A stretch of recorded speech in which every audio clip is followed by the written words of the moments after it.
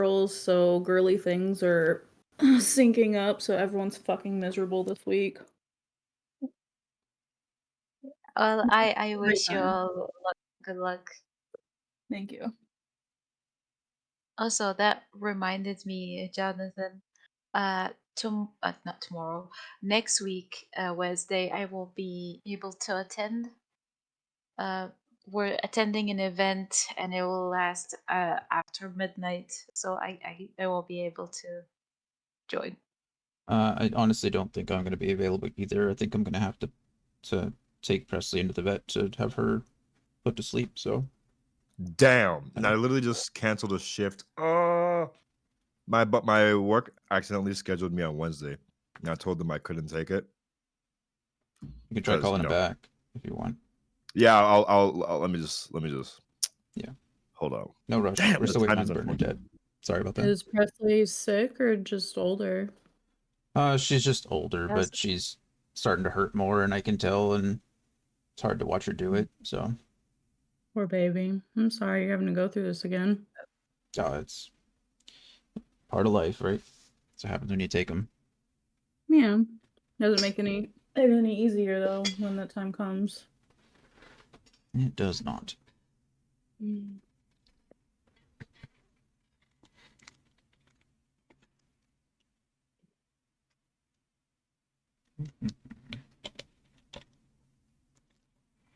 Well, at least we're all staying busy. Laura, we never got pictures from the last wedding you attended, so I need those like ASAP. Oh wait. Stat. Oh yeah, I actually forgot. I do have some pictures. It's just that I had to sneak in some because phones apparently were not allowed. Oh yeah, I understand. If you have a That makes photographer, sense. yeah. Usually Yeah, during the so ceremony, there's usually not, but Nice. I know during the reception, sometimes it's like free game. But let's see if uh,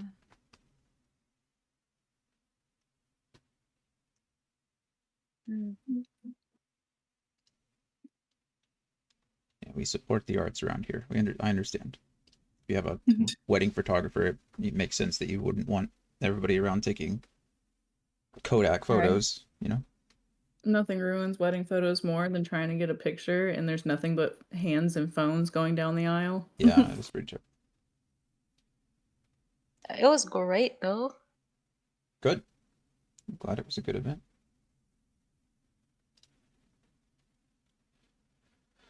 Let's see. Do I need to buy more Pokeballs? No, I have 134.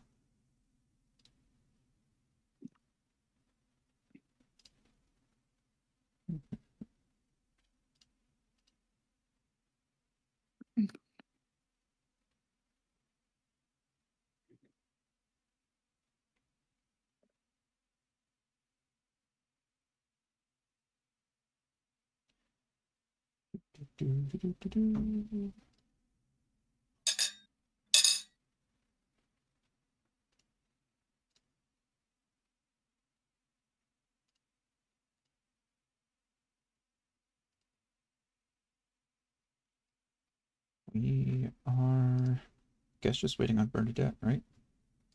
Yeah. Daniel might still be on the phone, but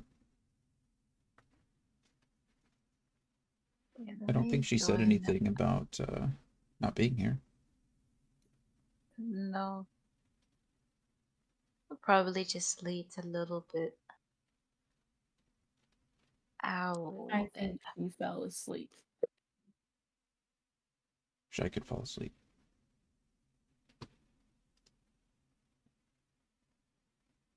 A nice nap does sound pretty great.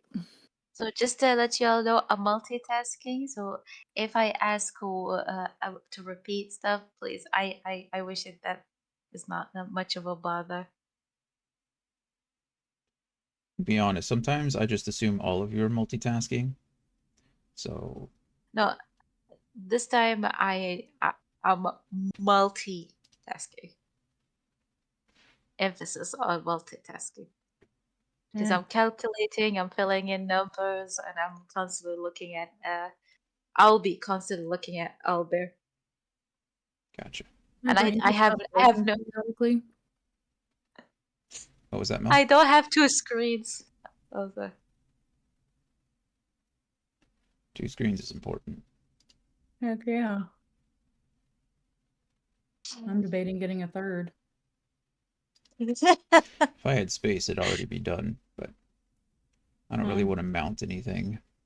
I would say if I decide to get a third one, I'm gonna have to get like one of the mount things you can attach to your desk. Yeah. Yeah. CIA Alpha's out there. All screens. Hi, Bernadette. Hi. Hello. Aloha. It's a new profile picture. Ooh.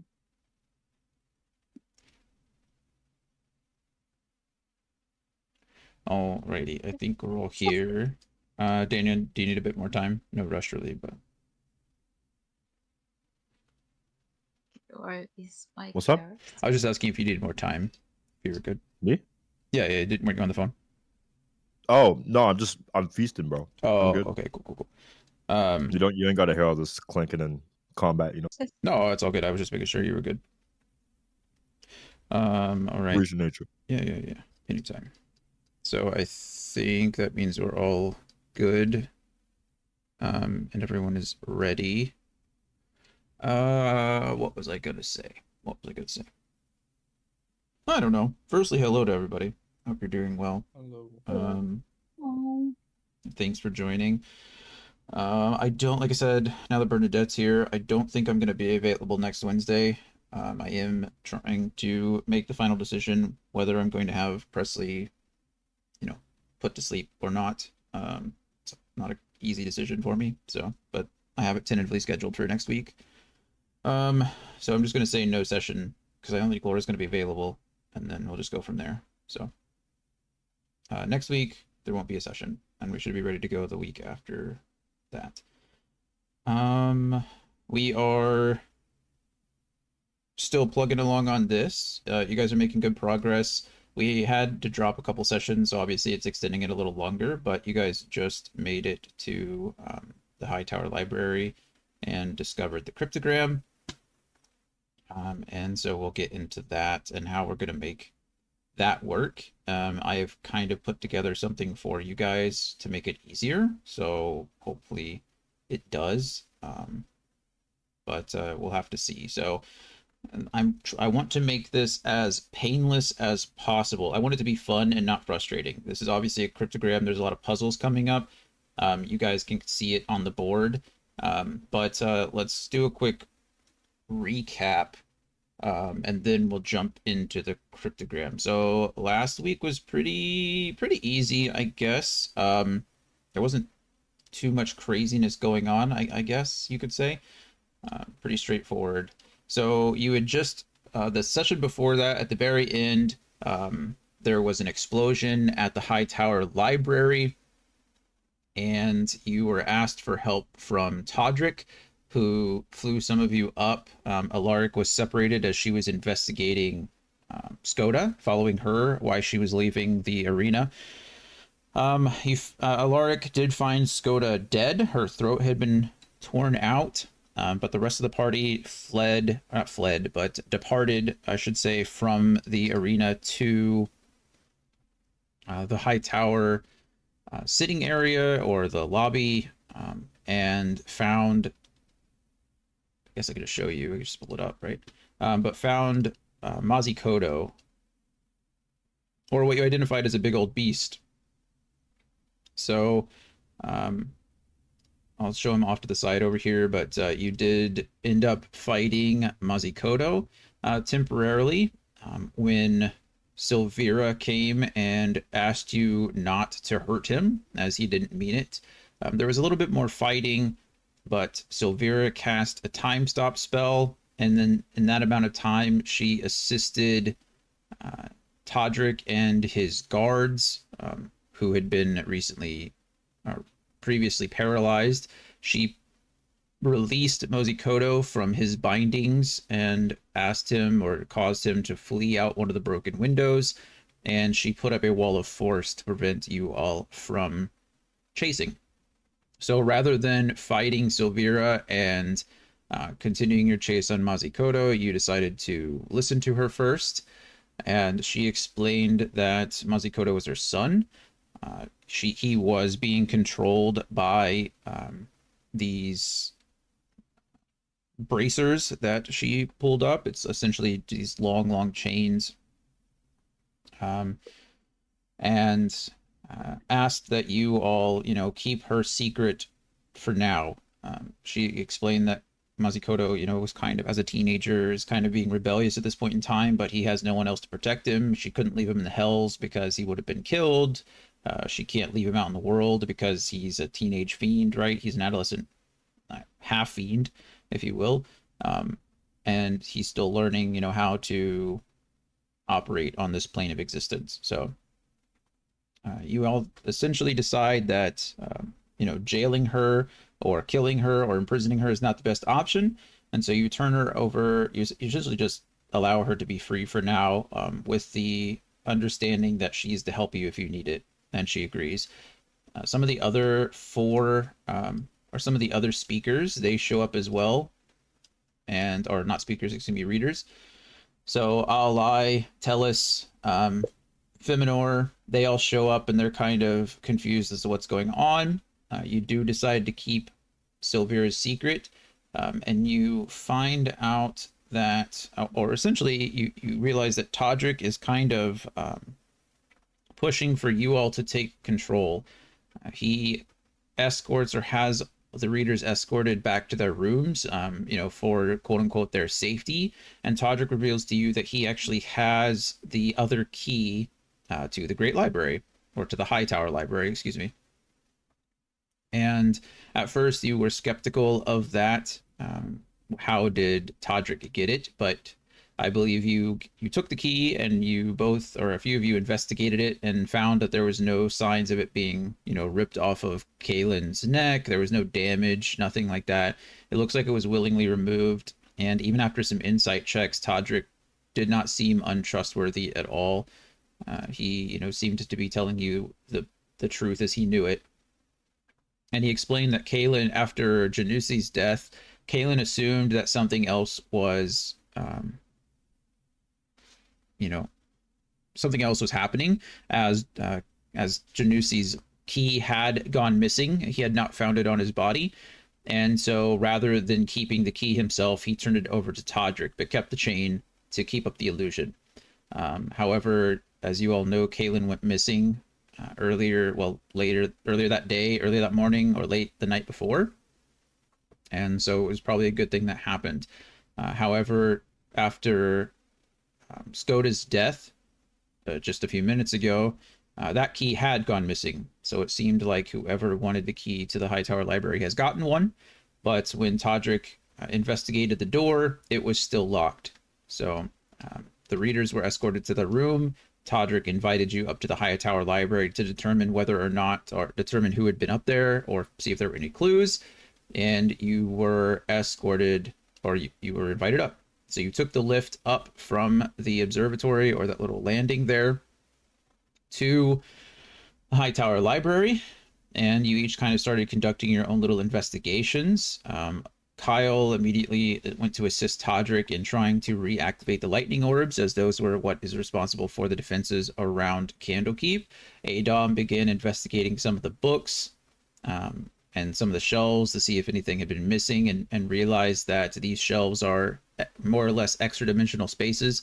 Although the room doesn't look very big and the bookcases look normal, as you look past them, you can actually reach through the bookcases themselves and grab books that are not there at first glance. Alaric stood over Todrick and Kyle to kind of watch them and observe and make sure that Todrick wasn't doing anything to further damage the lightning orbs, but was actually trying to fix them. And then Emmy and Evie decided to begin investigating the library as a whole and see if there are any clues as to who could have been there. And that is when you discovered the cryptogram. And we can go ahead, and if I can pull it up again, we can go back to the actual cryptogram itself. Let me sync the view really quick so you guys see what I'm seeing. And this is what the 2 pages were open to. So knowledge is the key that guards the vault of secrets. The following questions lie before those who seek it.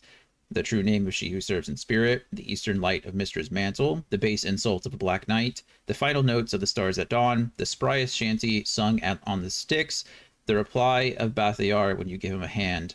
Unlock this riddle with what you've learned, but remember, Candlekeep manuscripts can't be burnt. A true keeper understands above all that a secret revealed can't be recalled.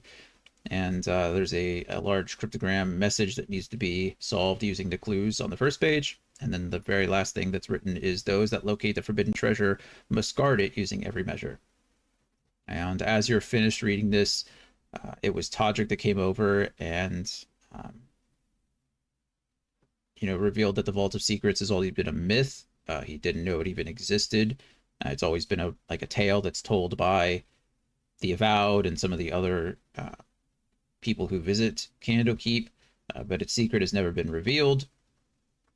And at that exact time, you all were made notice of individuals attempting to enter Candlekeep. So I believe I pulled up this map, and you all who are up here in the tallest tower could see down, and you can see into here several, a kind of large group of individuals had just teleported into Candlekeep and began spreading out and around the Court of Airs. And that is where we ended the last session.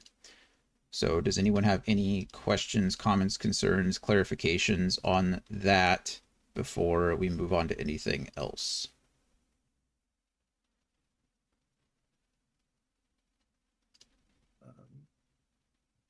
No. No from Brian. Anybody else? No. No. No. No. I thought I said no, but I realized it was muted. It's all good. Okay, so that is where we are with the story. If we're going to go back to the cryptogram,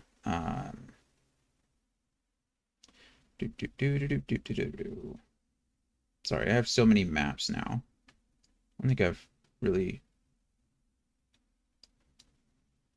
There's no good way to organize them using Owlbear, unfortunately. So it's they're kind of just all over the place. So yes, I am going to post something in Discord for you that you can all use going forward with this clue, or going forward with the cryptogram. So let's see if, make sure everybody can open that first.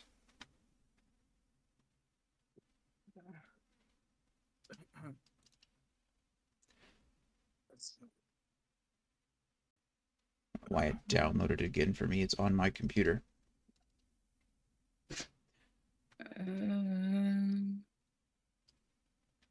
What is this, bro? Whoa. Oh. It's a lot of weird stuff. Yeah, I mean, it's the cryptogram. So if you look at the picture, I can't open No. the It's a spreadsheet. Yeah. printed out. A spreadsheet, yeah. Yeah. I'm not getting the spreadsheet. One second. no. if one of you guys Oh, want to that's show me cool. what you're seeing. This is what I'm seeing.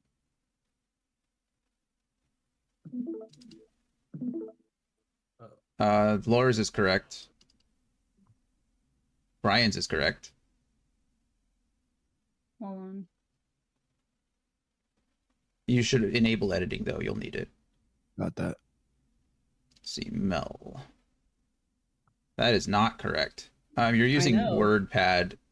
It needs to be opened in either some kind of Excel or some kind of reader. You can go to Google Sheets, I think, and it will probably open that as well. Okay. Give me a sec.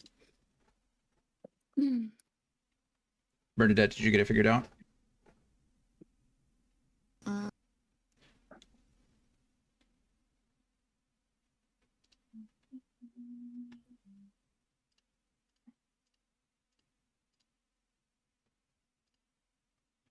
If you want to look at this, and Word.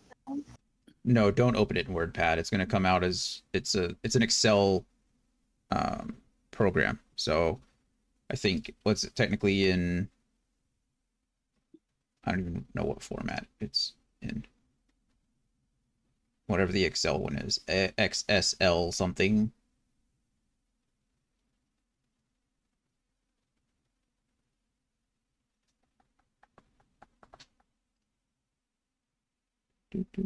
XLSX is what Excel is in. So like I said, if you go to, I think if you go to Google Sheets, that might work too. Let me see if I can pull it up. I have to download it. Google Sheets. The XLSX thing.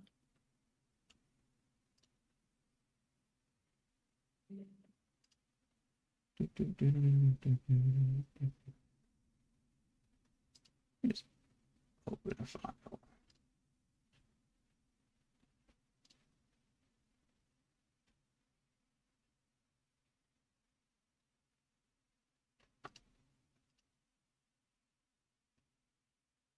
Okay.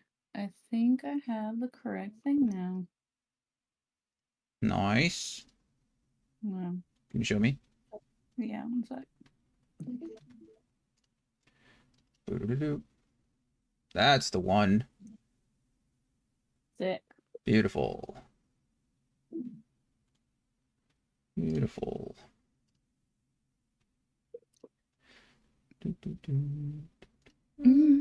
Okay. What was I doing before that? Over here. Bernadette, did you get it?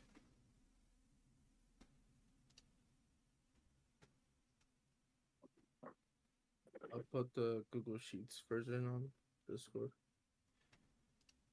Thank you, Brian. Oh, it says you need access. Could you make it Oh, open? whoops. It's okay. I do it all the time too.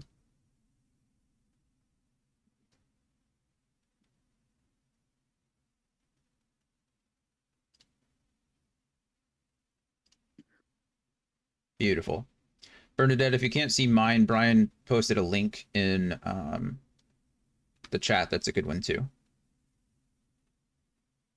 Looks like it's exactly the same. I don't know if this, we'll see if it has the same features, but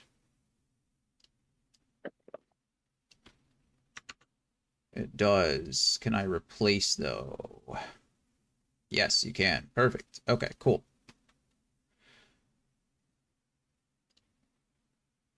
Is everybody good? Dana, did you get it figured out too? You got yours open? The spreadsheet. Yeah. Yeah. Okay. Bernadette?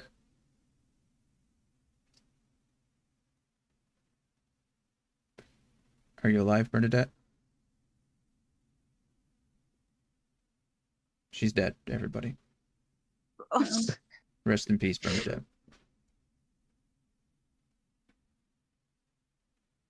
Okay. We'll wrap back around to Bernadette. I don't see she hasn't posted anything, so hopefully everything's good. But so might have to, if you only have one screen, you might have to flip back and forth. But essentially what I did was everything that is on well, the big cryptogram that's on the second page of the sheet. So this big old thing over here, if you can see it, I've just put it in this Excel spreadsheet. Yes, I had to type it out by hand, so you're welcome. I don't know if you've ever tried to manually type out an encoded message, but it's not like typing real world words because they're all fake. So there you go. Anyway, I gave you a cool little key over here on the left so that you can kind of start entering letters as you go. And I've posted it cell by cell so that you can see each letter. Now, there's a couple of ways to go about this. I'm going to give you the hard way, and then I'm going to give you the permanent way, which is easier. okay. So what you can do is, for every one of these capital letters, this is obviously an encrypted letter, and your plain text is going to be in lowercase. So let's, for the fun of it, just say that A is equal to, I don't know, G, okay, for funsies. So A equals G, pretty straightforward stuff. You just put that in the key on the left. Now, what you do is you can highlight the entire message. So highlight the actual if you're confused, you can watch you can pull up my stream really quick so you can see what I'm doing. But if you highlight just the message part of it, and you press Control F in Excel or in Google Sheets, it'll bring up a find and replace box. And so what you want to do is go to replace, and you want to replace every capital A with a lowercase g, and then click replace all. And what that's going to do is it's going to replace every letter or every capital A with a lowercase g. Pretty simple, right? Like I said, that's an easier permanent option because it's hard to go back once you do that. Or you can go, I've left enough space here. So if you go back one, Control Z or whatever you like to use, you can just put in the letter above the capital. It's less permanent, but you have to go in and find every A and do that. So, it's really up to you. But at the end of it, you should start getting messages. You should start getting actual words. That make sense? Yeah. Yes. Perfect. I gave you Z equals Z because Z is not in this message, but that's what it should look like. An uppercase letter that equals a lowercase letter. Z is your crypto text or your crypt, and then your lowercase letter is your plain text or the actual letter. So that's how it can work going forward. Pretty cool. Pretty cool, yeah? Yeah, I like that. Yeah, so once you start figuring out these clues, then you can just start plugging in letters or finding and pasting. It's much easier. I thought about trying it on the regular screen, but it's just too much. It's like writing and stuff like that. And one person can still do that if they want to. So if you go back to the main page and you start writing in, you can go and be like, okay, all the A's are actually G's. Well, that didn't work the way I wanted to. That's terrible. Go away. Like you can go in and start writing. Why is it a line? What is happening? I don't know. I don't like it though.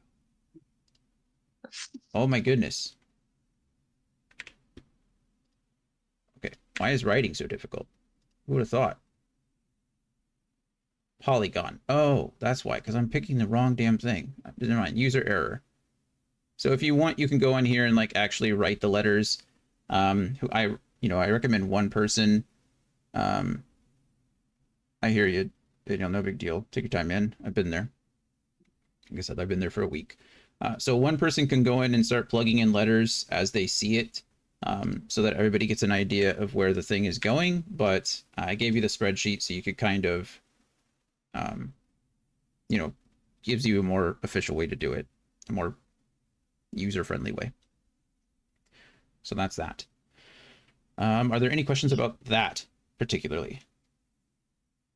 No. My brain hurts. So we just replaced the letter on the side. So the letters on, are you talking about the underneath Vault of Secrets over here? If I can show you, I don't know if I can show you my screen and stream at the same time. I can try really quick though. No, it's okay. I'm watching your stream. Okay, cool. So this is really just a key, right? So that you can enter the letters as you want. So Z equals Z, like I said before. And if we're saying that A equals lowercase g, that's just a way for you to keep track of the alphabet so that you can start figuring out the letters as you go. And once you have a majority of the letters, or once you start filling them in, you'll start to see words and you can kind of like figure them out, right? There's multiple ways to do it. So this is really just a representation of the key itself. And then in order to start solving the actual puzzle, then you can come in here and start replacing the letters A with G, and you can replace them all. And as you can see, the thing made 15 adjustments. So it took every uppercase A and replaced it with a G. Now, obviously this isn't correct, but I mean, I don't know, maybe it is. I don't remember what the key is. So you can see like it's already done it for you. Does that make sense?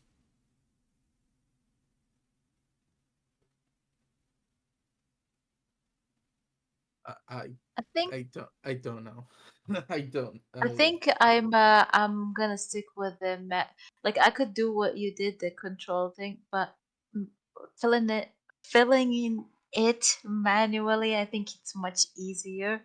Well, in terms of understanding it. Sure. Yeah, whatever is easier for you. That's why I gave it to you in multiple ways. So I left space for you up here. So if you want to go through and just start like plugging in the letters, you're more than welcome to do that. Like I said, it just means you have to go through and find like, you have to find all the A's, right? So you have to do all that Yeah. manually, whereas the Control F and find just function does it for you. So it's like I said, it's really just up to you, however you like to do it. But Brian, what can I do to make it easier for you? Like I said, I don't want this to be frustrating. I tried to make this as easy as I could. So if I could fix something or if I can change something to make it easier for you, then please let me know. Like, Brian, do you not like understand like still how to fill in the numbers, or just like the function you don't understand how to use it? No, I'm not understanding how am I supposed to begin? That's a good question. That's a great question. Yeah. Yep, that's perfect. So How to, if we're looking back at the cryptogram sheet, right? So you guys can see if we're back on Owlbear and we have the 2 pages pulled up, I can sync the view so you guys are all looking at the same thing I am. We all see Yeah. the 2 pages? Mm-hmm. Okay, so there's these clues here, and under each clue is a encrypted answer, right? So the true name of she who serves in spirit. Let's say you figure out who that is, and let's say her name is, I don't know, what is this? A 7-letter? This is 7 letters? Yeah. What's a 7-letter name for a woman?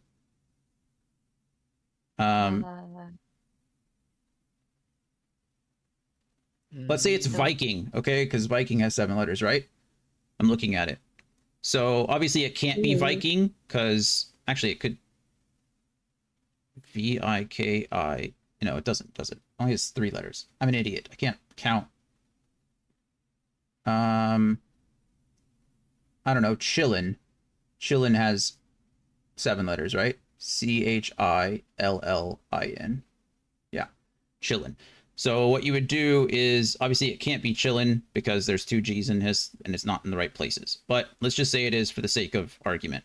So you would say that the name is Chillin, the actual word is Chillin. So you would go, this is C, this is H, and then I, and then L, E, N, right? So that would be your plain text solution to the ciphertext. So then you would come in here and be like, okay, well, your ciphertext W is actually a plain text C. So you would go down here and you'd put C, and then if you were doing it Laura's way, you could go through and find all the W's, right? Find all the W's. That's a W, right? And then this is a W, right down here is a W. And then this is W, right? And you'd fill in all that. Or you could do it the... Oh, is it really just doing it one at a time? That is such a bummer. There we go. Or you could do this, and you can Control F, replace the W with C's, replace all, and it made 3 replacements. So ironically, we found the only 3 W's in that whole thing. And so it went in and replaced it all the W's with C's. Does that make more sense? Yeah, I got it. If we still need more explanation, I could try to as well. I mean, Honestly, it's I very think it clear. might be easier if we just kind of like learn as we go. Like, I don't know. Yes, I know please. how to do these kind of things. I love these things. Me too. I love cryptograms. Yeah. So I don't know. So Brian, mean- okay. Then we'll yeah, if we have questions. I think I'm the only one that's lost, to be honest. It's no worries. If you haven't done them before, cryptograms can be a little like crazy looking. I've never done this before. Well, good. It's fun. It's one of my favorite puzzles to do. I used to do them with my grandma when I was younger. I wrote a whole essay on cryptography and steganography in high school. I love this stuff. It was my IB certification or IB graduation requirement. I used to write my notes with Code. it. Yeah. Yeah, me too. Yeah. We'd make up our own and write whole ass like letters with them. Yeah. Okay. So we'll start filling that out as we go, as long as a couple of you have a good grasp on it and can help the other players as we go, and obviously I'm here to help as well. So it's not like I'm not like I'm throwing you to the wolves. Now you just have some tools to get it done. So that's how that is going to work. Yeah. So I think that covers the cipher. I'll say it now, and I want to say it again before we leave, but I want you each to start coming up with some kind of, for lack of a better word, side quest for your character. We all built our characters at the beginning with a question in mind. Every single one of you had a question that you came seeking an answer for. Some of you have spent months now in Candlekeep. Some of you spent weeks in Candlekeep. Whatever the amount of time that you've spent, start thinking of something that your character would want to do to find more answers. Whether it's more research at Candlekeep, or whether it's going somewhere else, whether you need to go visit your family, whether you need to go investigate a crazy item that you found, whatever it is that your character wants to do. I don't need you to write a campaign for it. I just need you to come up with a concept and get it to me so that I can come up with a campaign for it, or a side quest or a story, right? So things that I can start incorporating into the story as we go. Not necessarily like, we might not branch off for every single one of you, but it's kind of like what we did, if you're with me, when we did Lancelot's story, right? How I incorporated Lancelot's story into that very first mission. And now Will's not here with us anymore, so it didn't matter. But yeah, it's something similar to that, where I can start incorporating your story into the campaign to make you all feel more connected to it. So no pressure, no rush. Just start thinking about those things. Get it to me when you got it. Cool. Okay. Yeah. So let's go ahead and get started. So you guys, like I said, are at the top of the High Tower Library. You have just found, or you've just seen a group of individuals entering the Court of Heirs and starting to spread out throughout the court, as well as make their way towards the Emerald Door. And you have a cryptogram in front of you, some kind of secret message / puzzle that, if solved, will lead you to the Vault of Secrets. And as Todrick has alluded to, the Vault of Secrets is a mythical place that he didn't even know existed, but he feels that whoever decided to come in here and investigate the same thing you guys are seeing now must believe in it enough to kill Janusi and Skoda and several of the Watchers in order to uncover the secrets. So there you go. What would you let's go ahead and have everybody roll really quick in owlbear so we can get a talking order. Okay. Let's see. Quick question. Answer, I hope. So, oh, okay. Oh no! So, when you said, while I was reading the puzzle, for example, the first sentence, the true name of she who serves the spirit, like, out of character, like, I don't know. So would I find the answers like around the room, or what exactly? Do I use Google? No. I'm sorry. So Stupid question. 100%, I do never use Google. Like, unless you're Okay. looking for something out of character, like, you can always figure out, or you can always find things out your own. But no, in this case, if you're out of character, knowledge is obviously plays a part. Your ability to solve puzzles does play a part in your in-character ability to solve puzzles. But like I said, at the same time, if it's something like none of you are getting or understanding, then I'm going to have you roll for it, and I'm going to give the information in bits and pieces to somebody. Right? Does that make sense? Yeah. So like I said, when I said I wanted to make this as painless as possible and to not make it feel frustrating, that's what I meant. Is like, obviously these questions, or it's a puzzle, right? It's supposed to be difficult. So I want you to feel a little bit challenged, but I don't want you to feel like mentally exhausted or mentally frustrated for it. Yeah, So, yeah. Okay.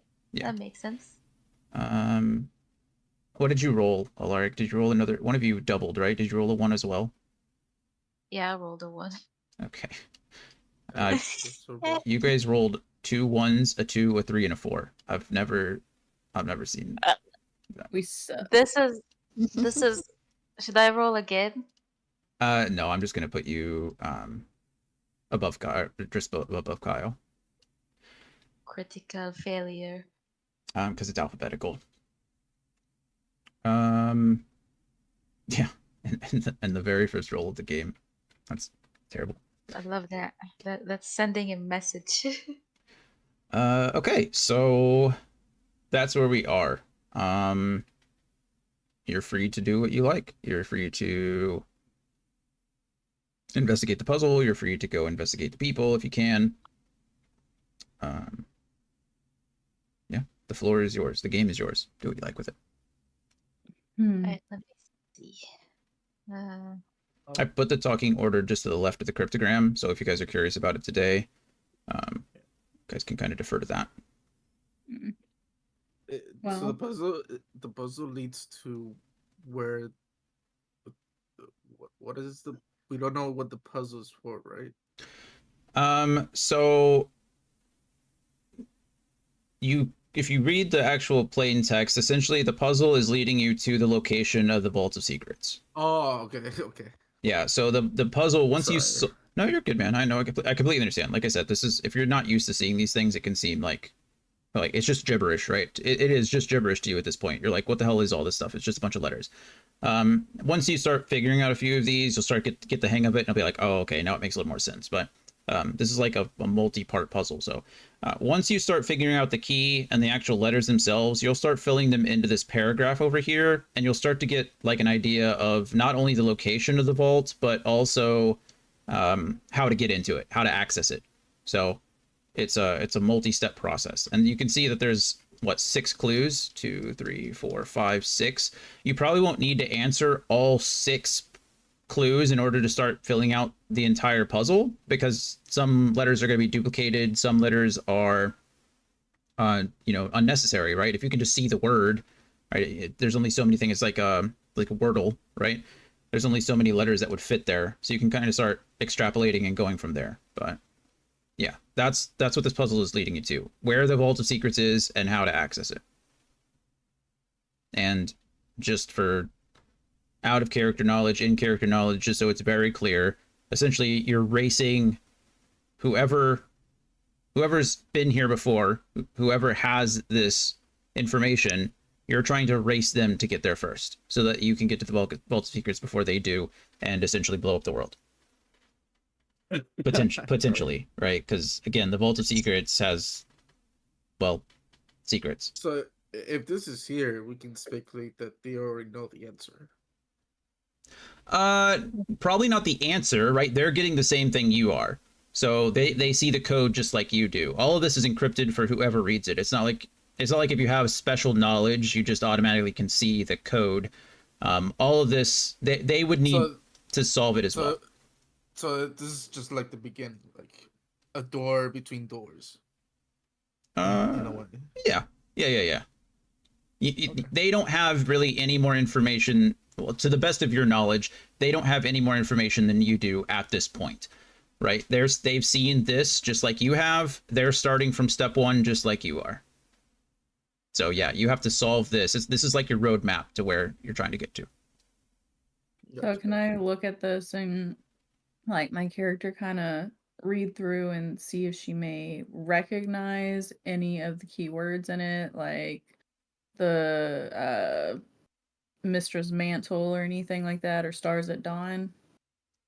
Yeah, you absolutely can. So I'll have you pick one, and we'll just go down the list. That way we can kind of keep it going, and I'll have everybody roll it once based on what they want to do.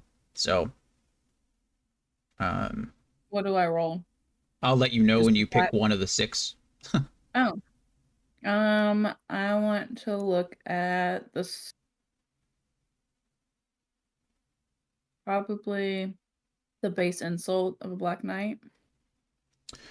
Okay, ironically, that doesn't have an associated roll with it. Let's see. I will let you roll an intent. What about the shanty one for the sticks? No, I'm just gonna have you roll an intelligence check. I'll let you roll a history check for me. History? Yeah, All right. a history check. I'm gonna put your little token. I'm just gonna duplicate it really quick. You are trying to figure out the base insult of a Dark Knight. Okay. Daniel, are you with us? If you can't talk, it's all good. But if you can, just let me know what you think Adom would like to do. Can I go ahead and roll? I'll have everybody roll when they decide if they're gonna do this. Okay. I'll just have you all roll at once. Yeah, I sorry, accidentally what was it? started clicking, so it might do it. That's all I'll good. get rid- Yeah, I'll no. get rid of it. You don't have to get rid of it. It's fine. I just won't acknowledge it until everybody's rolled. You can just leave the result up on the board. Oh God, it don't matter. Okay. Jonathan, sorry, what were the 6 options? If you're looking on Owlbear, there's 6 like clues here. If you'd like to consider one of the clues, you just need to put your token, or I'll just duplicate all your tokens. Let's do this. There we go. You can just move your little token next to whatever one of these little clues you want to investigate. If you want to help somebody investigate, then you're more than welcome to do that. Okay. But Evie is picked. Oh, I'm sorry. Is there? I think there is 6. 1, 2, 3, 4, 5. Yeah, 6. Okay. So Adom is going for the reply of Bathayar when you give him a hand. Perfect. Emmy. What would Emmy like to do?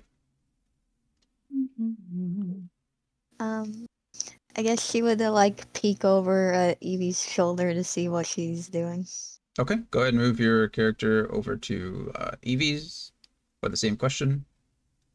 Beautiful. Love it. Alaric? He wants to know the spirit, the first one, the true name of the she who serves. Like he wants to try to recall if he knows anything about spirits, Umalina. Sure. Go ahead and move Alaric's little token next to that one then. Oh, not this one. Oops, sorry. All good. Perfect. And Kyle.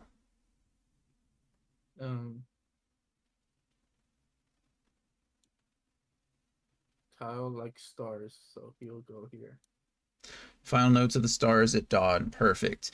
Okay, so Alaric, go ahead and you're gonna roll me another history check. Let me see. Yep. Do I have one? Evie and Emmy, you guys can decide which of you has the highest history and roll with advantage. What's your history, Emmy? She's very bad at history, -1. Oh, okay. So, Yeah. all right, give me a second. Kyle, you're going to roll me a performance check. Oh my gosh. Okay. Me too. Me too. And Female, me too. Adom, Bro. from you, I'm going to need a history check as well.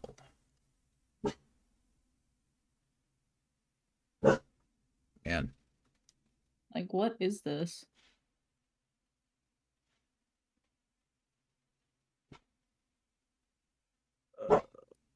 You said performance? Performance from Kyle, yes, sir. And a history from everybody else if you haven't already rolled it.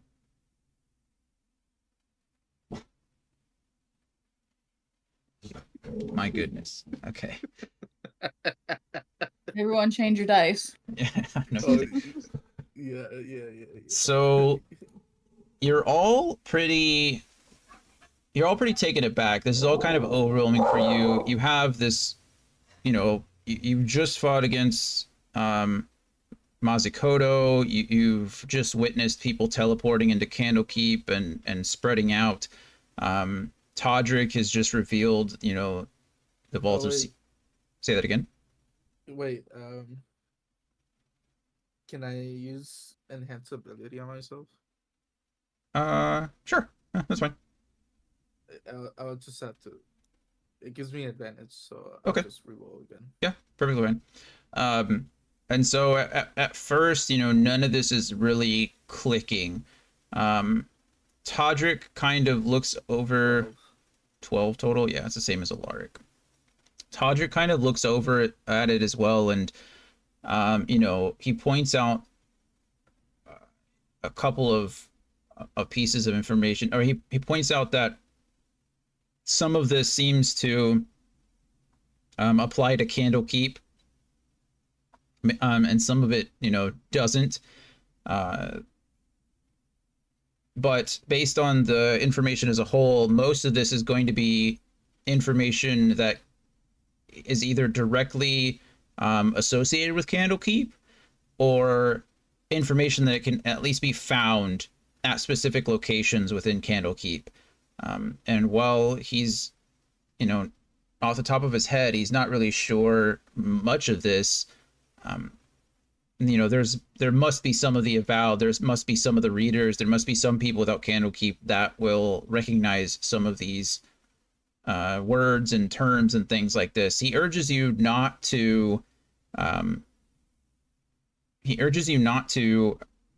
let them know what you're doing or why you're asking. You know, try to keep that part of it something a secret, but gathering information is obviously going to be of the utmost importance before, you know, as quickly as possible, before the other person, whoever the killer is, whoever they are, figures out this information first. That being said, with Todrick's help, give me, as a group, I need you to decide which one of these clues you would like Todrick to give you a bit of information on, somewhere to go. This you don't even have to vote. If you just like to keep your character tokens where they are, then feel free to do that. But just move your token nearest the one, whether it's the one you want to know the most or whether it's the one you think is going to be the most difficult. Just move your token to where you think where you'd like the most information. Is Todrick a mage or? Todrick is indeed a mage. Yes. Okay. I'll go ahead. Currently, he's a mage, but he's stronger than most of the other mages here. He's not quite an archmage. He hasn't spent that many years in training, but he's a very experienced mage.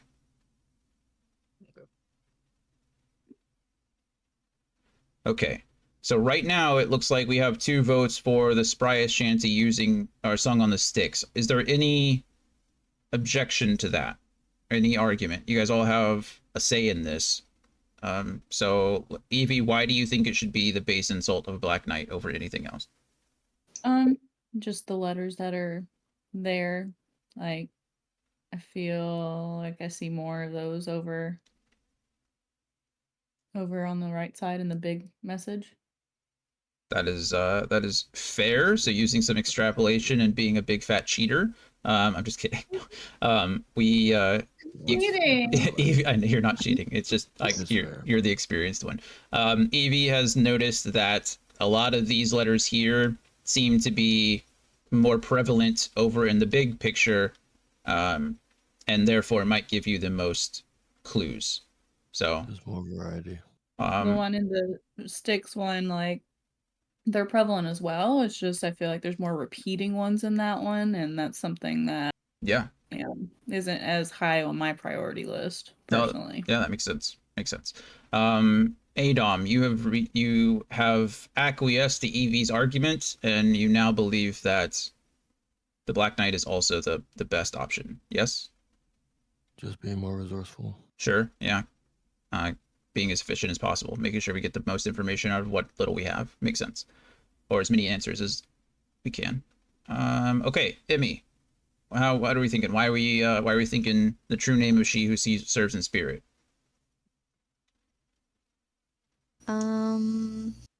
It was more of a gut feeling for Emmy.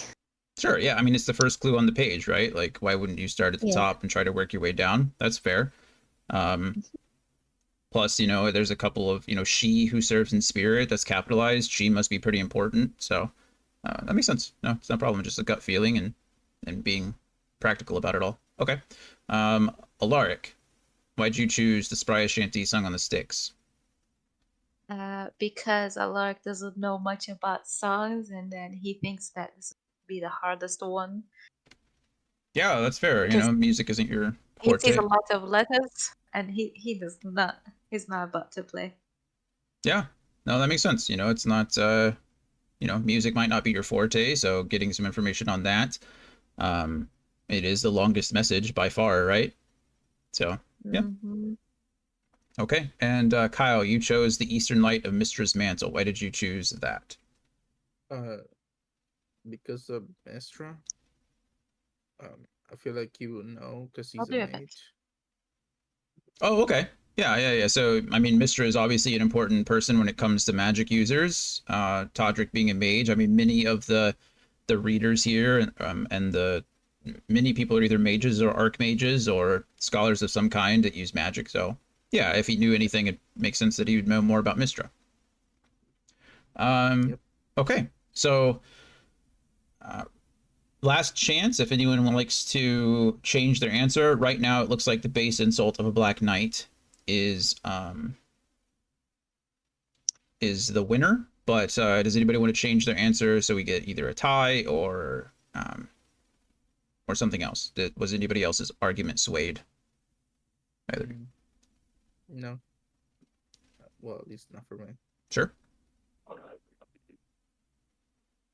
Okay, then we will go with the third question, as that is the majority. So it'll be the base insult of a Black Knight. And as you're standing there and everything is going through, you know, you're each trying to recall something to do with, you know, a Black Knight that you would have seen within Candlekeep. And Todrick is going over as well. He's talking about many of the locations in Candlekeep. You know, even the war libraries, like they don't have, you know, there's diagrams and things like that, and statue and well, not even statues, but you know, figures. But there's no real like, you know, combat isn't necessarily glorified here in Candlekeep. You know, where it's more about knowledge than anything else. So there's not a lot of symbolism or figures. I'm going to have everybody here go ahead and roll another history check. Whoever has the highest, you guys can decide, can roll with advantage because you're getting help from Todrick. I just have a +1. Anybody have higher than a 1 history? 3. I have 2. Sounds like Adom has the highest with 3. Okay. So we all roll, but Adom just rolls with advantage? Correct. Okay. Alright. Let's see if the new dice are rolling in my favor this time. Wish you luck. Nope. Sometimes it'd be like that. All right.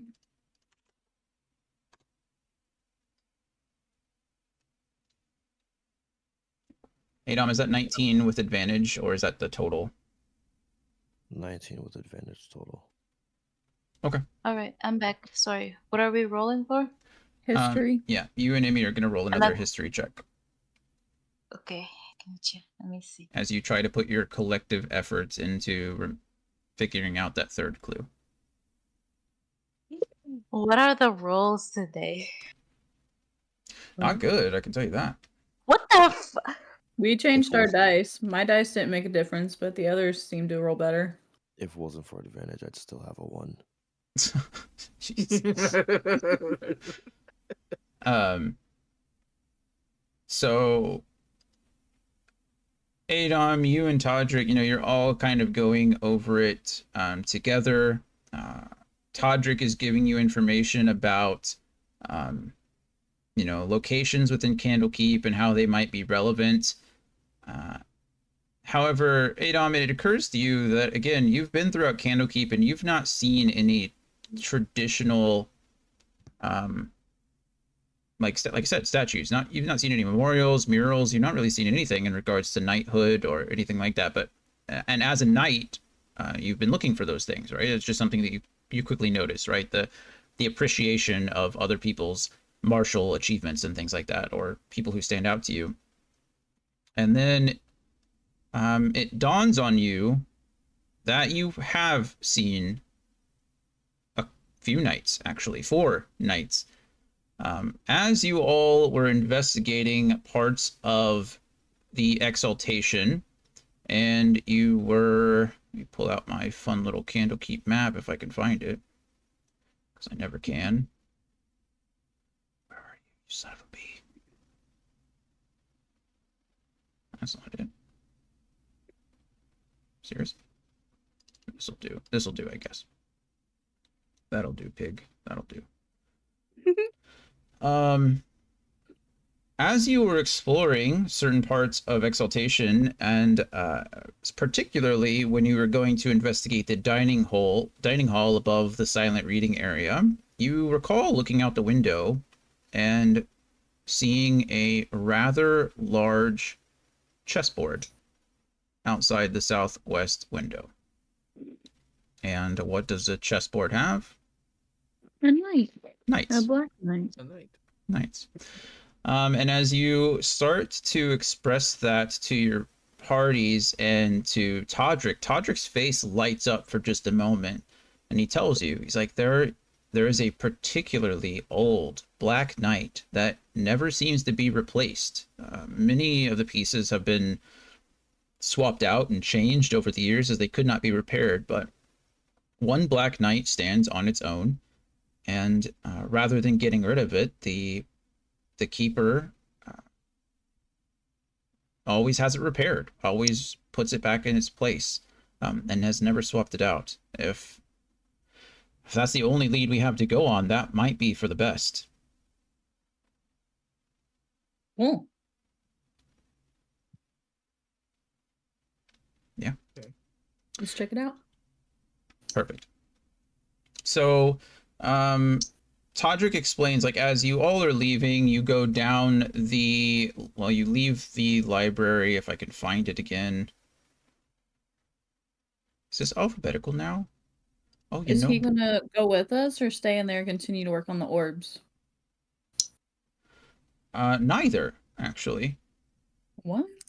As you all start to leave, he explains that he will have someone else continue to do that.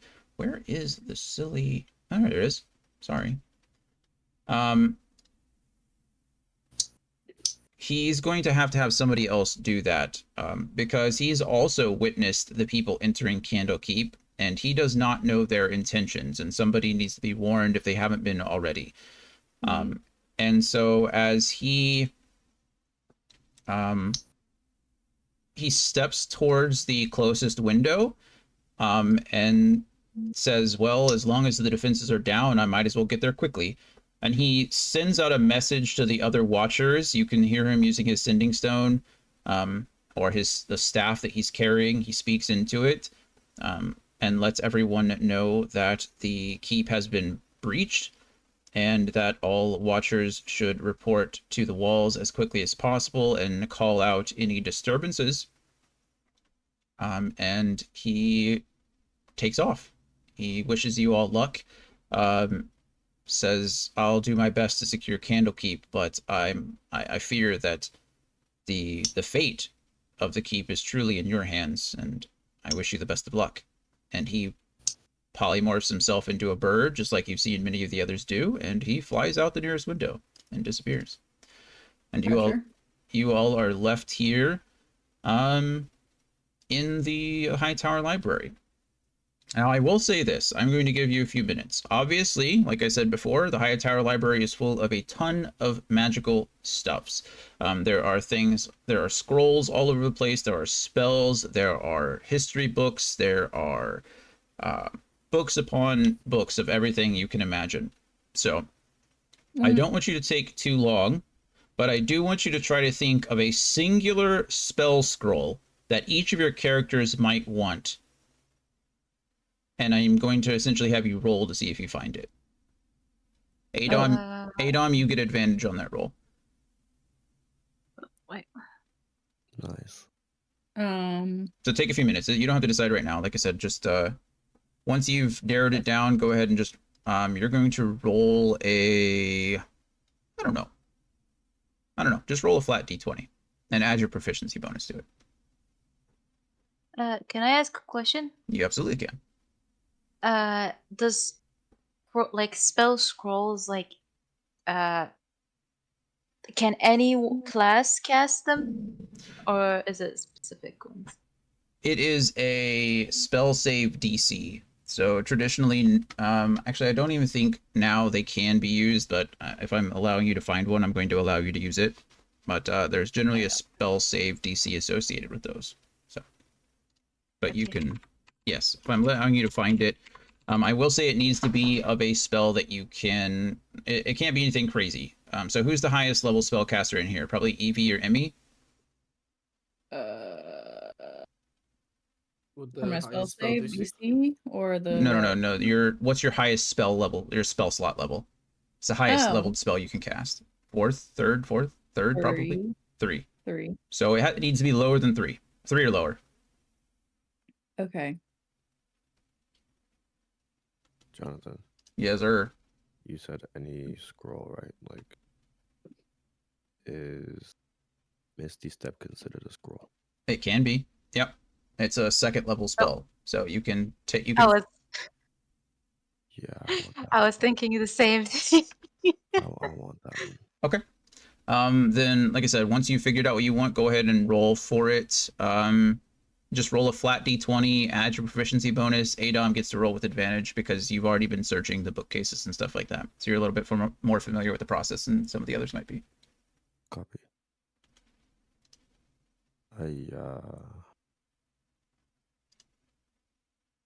Is a 10. Okay, 10 is fine. You find your scroll. So you can just add a scroll of Misty Step to your inventory. Preach. The level of the spell matters, right? 3 or lower. 3 or lower. Mm-hmm.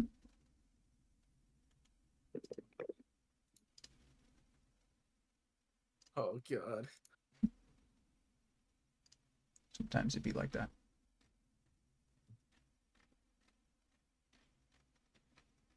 Sorry, I'll be back again. No worries. Well, I'll just try to.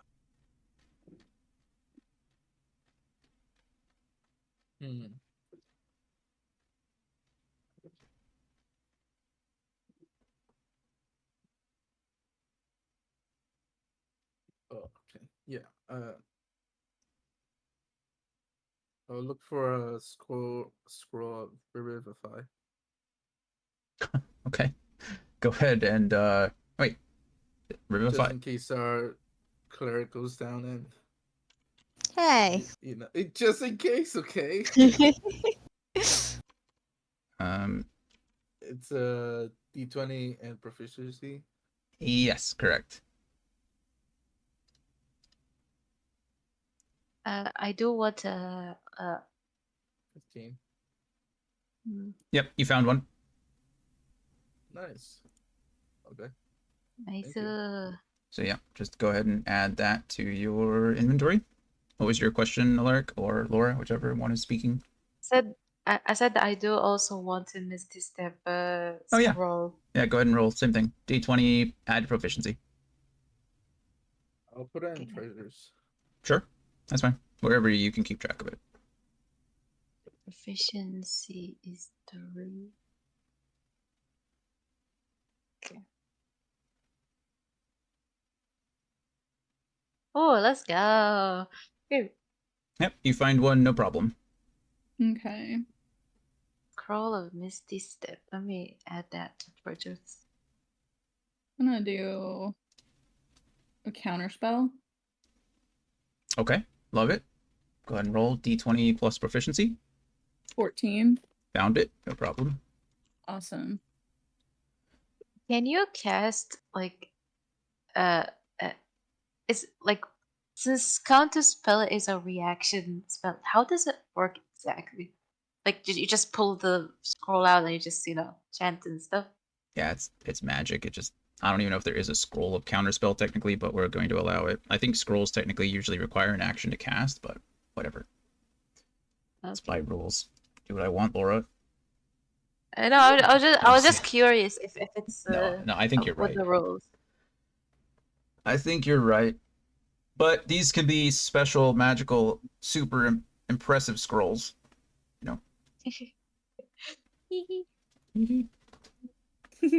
What are we thinking, Emmy? Not me imagining Evie like, hold on, guys, hold on, trying to look up for the counter spell scroll.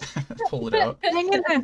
While we're facing a fireball in the face. Yeah. Hey, I was between getting that or fireball, TBH. Like, do I want to kill us all or prevent the other one from killing us? Makes sense. Gotcha, guys. It's sealed. It's sealed. Let me open it real quick. Oh, they really got that wax on there. Oh my god, I'm sorry. Go on. Sorry to interrupt. No, it's fine.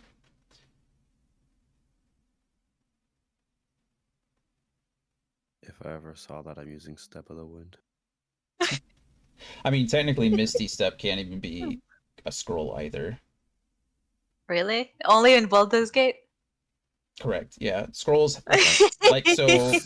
Magic scrolls are considered a magical item, and it takes a full action to activate a scroll like a magical item, right? So in order to take out the scroll and read it, you need the full action to do so. So yeah, technically, all of your spell scrolls should be a spell that takes at least one action to take 6 seconds. But like I said, these could be super magical, special, super duper scrolls. So that's why I asked you first. yeah, no, Well, we are in a super magical, super duper library, so exactly. makes sense. What happens when that reaches 0, Brian? You're just gonna nuke the whole Discord? Does it just start over? Who knows? Start a raid. Just starts over. Oh, Oh, no, that's the timer for us right now right. in the campaign. Yeah, it does in fact start over if you're curious. It just starts Okay. all right. Sorry, Emmy, we've been cutting you off forever. What do you got for me? I was thinking of Hold Person, since I can't do Hold Monster. That's a level, I think, 5 spell. Hold Monster Hold is in Person. fact a level 5 spell. Good call. And Hold Person is, I think, level 2. Yeah. Hold Monster. Yep. So, yeah, go ahead and roll for it. Same thing. D20, add your proficiency bonus.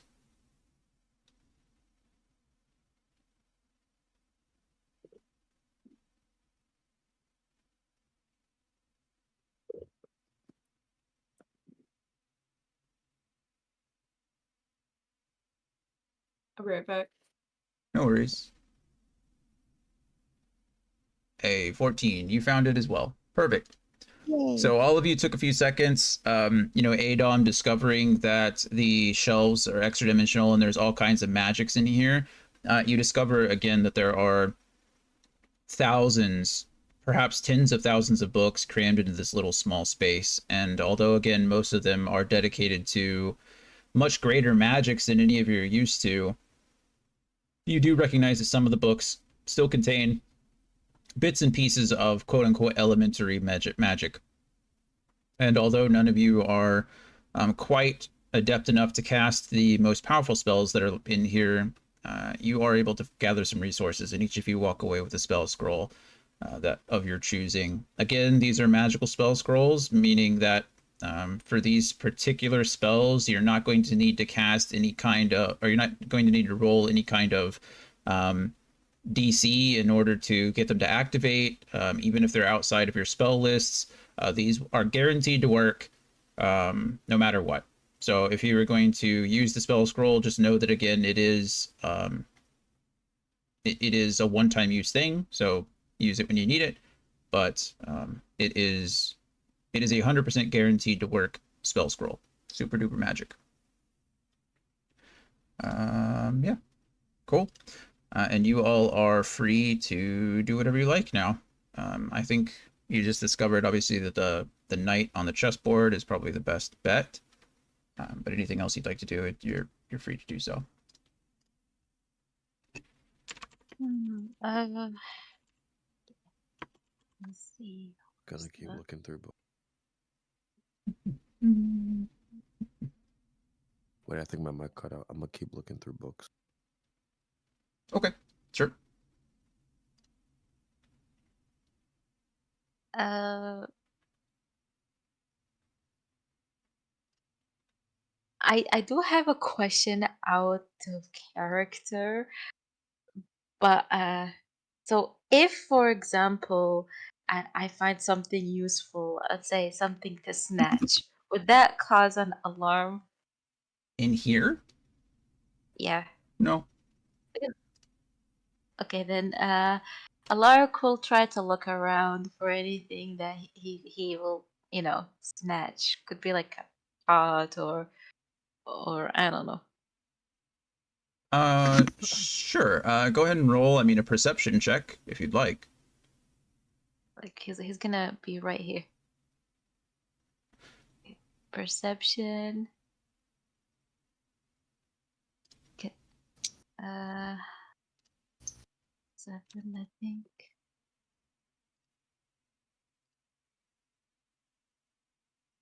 Can you repeat the location of the chess area of the night? Sure. Or So it is in a place called the Philosopher's Court. It is located southwest of Exaltation. So you guys are in the high tower, so it's essentially southwest. It's almost directly east of the Pont de Peramor, only on the upper level. okay, thank you. Mm-hmm. Yeah, I rolled a dirty 20. Okay. So, would there be like a possibility of like books in here with answers? Like, if I could look and see if there's anything about the sea shanties or see what the stars at dawn is. Minstra's mantle. Yeah. Uh, Or is that like, are these more things that we're going to have to go out of the tower and find? yes and yes. I'm trying to figure out how I would want to accommodate that. Go ahead and Alaric has rolled a perception check. I'm gonna have, I think Adom is looking around as well, still exploring more books. Anyone who wants to look for more information while you're in here, you also can go ahead and I'm probably gonna have you roll an investigation check for me instead. No. As you guys are looking for something like particular. Alaric, what exactly, what are you looking for exactly? What is your goal here? Just like pots, I don't know, some weird looking rings or anything.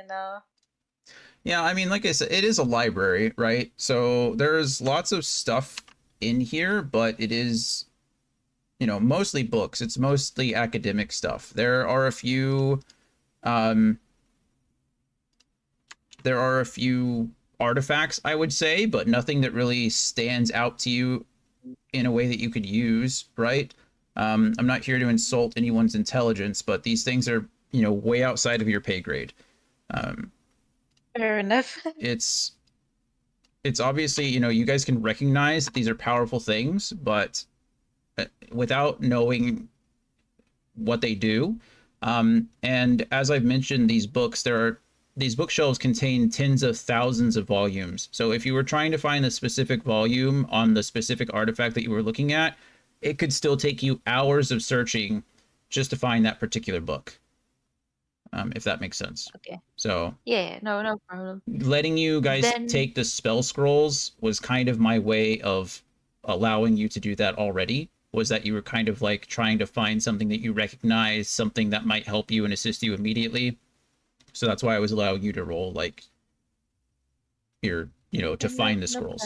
So No problem. Then he will just instead focus it on finding the answer of the song that he's determined. Sure. As much as he hates it, but he'll try.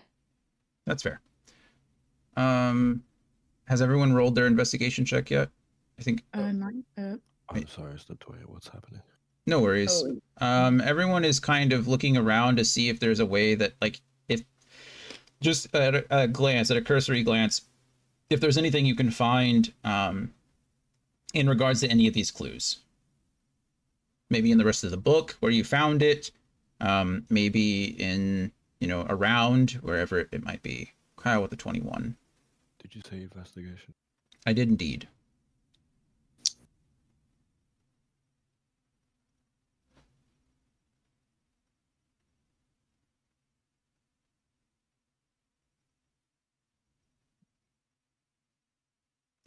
Alrighty.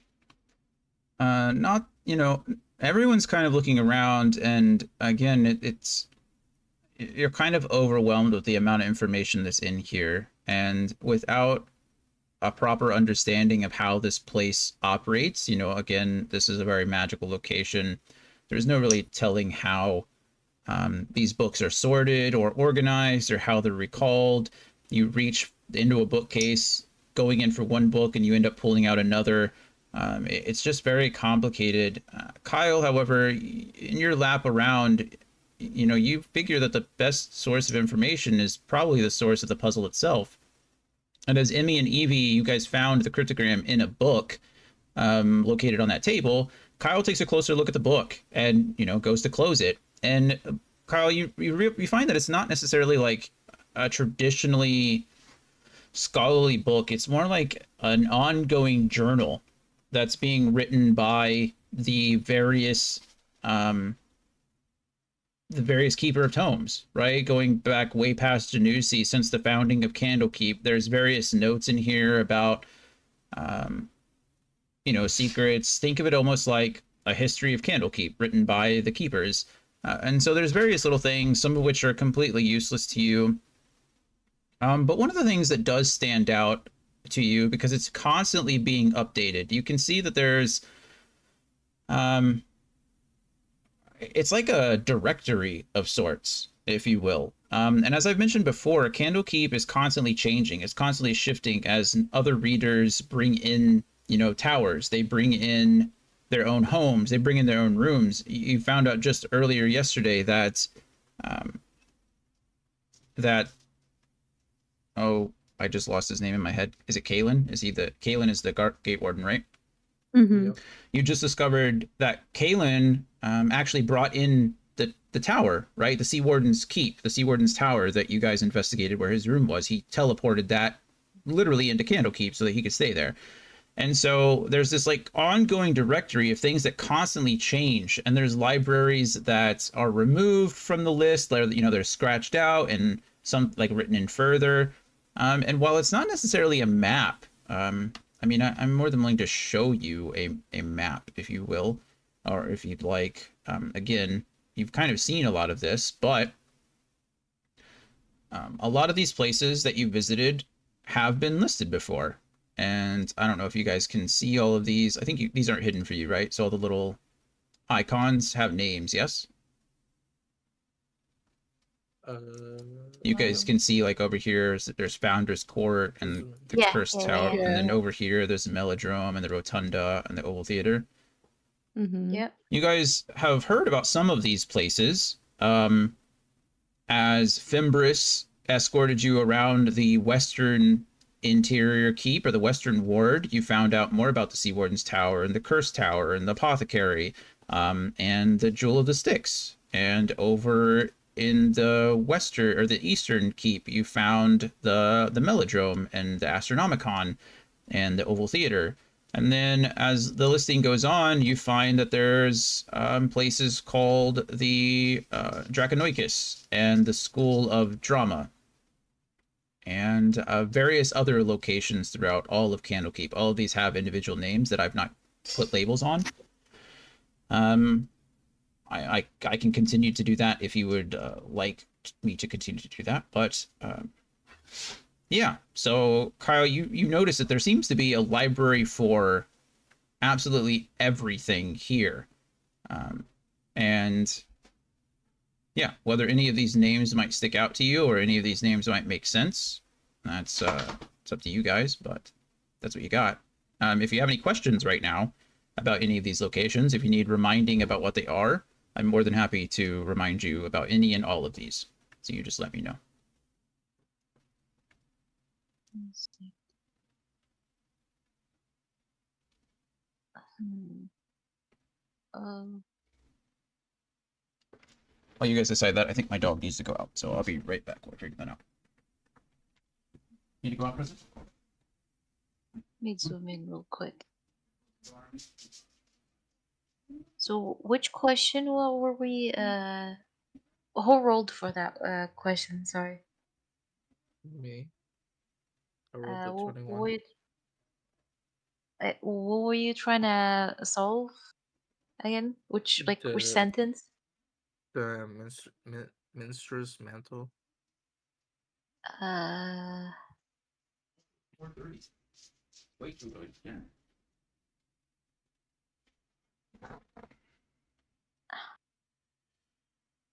Goodness. Okay, sorry about that. What have we decided? So the book I found, there's names of the locations. Yep. Of the library. Okay. Yep, there is essentially a directory of every single library that is currently present inside of Candlekeep. And as I said, it looks like it's been updated throughout the years. So some libraries that used to be there are now gone. Some libraries have been added. So you can kind of see how old some of these locations are. But yeah. Like I said, if you want... Go ahead. But it doesn't contain does it contain information of what that place is about? Yeah, there's like an index of sorts. So plus I've told you guys before, so I'm willing to like update you on the information if you'd like. So what I was trying to initially do with the investigation was to find the minstrel's mantle, just in the one of the parts in the encryption thing. Sure. So is there anything that there might be, I don't know, something related to magic, even though this whole place is magical, something related to minstrel in a way, or... Yeah, I mean, you see several references to Mistra. There are several, statues and things of that nature. In regards to just her presence as a whole and the effect that she has on magic. As far as right now, there being an entire like library or anything of that sort associated with her, no, it seems like the only references to Mistra in this book that might be relevant to you are looking at you on the cryptogram page. Right. Okay, that makes sense.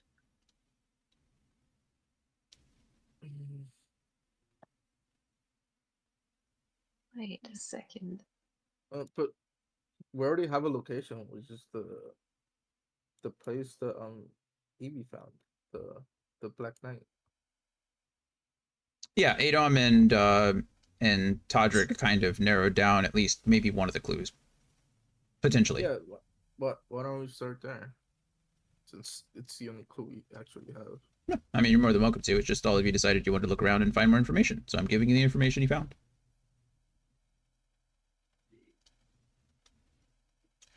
Yeah, I'll...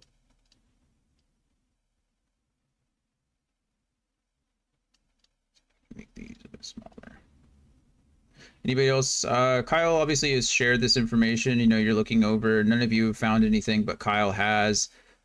Is there anyone else in the group that wants information on anything that you're looking at before we just kind of move on, or before we find out who wants to do what? It looks like Kyle. Yep. Yeah, on my turn, I'm just gonna suggest, why don't we just start with the clue we found so far and hear from there. So Evie, I think, is in the top of the talking order. You got anything for us, Evie? Or any? No, she's down to go check out the chessboard thing. Okay. I think it was Adom after her. Any other suggestions or any information you'd like from the book that Kyle potentially, or any potential information from the book Kyle found? He said that he seconded that. Okay, perfect. Did he type it? I can't. Yes. Okay, yeah.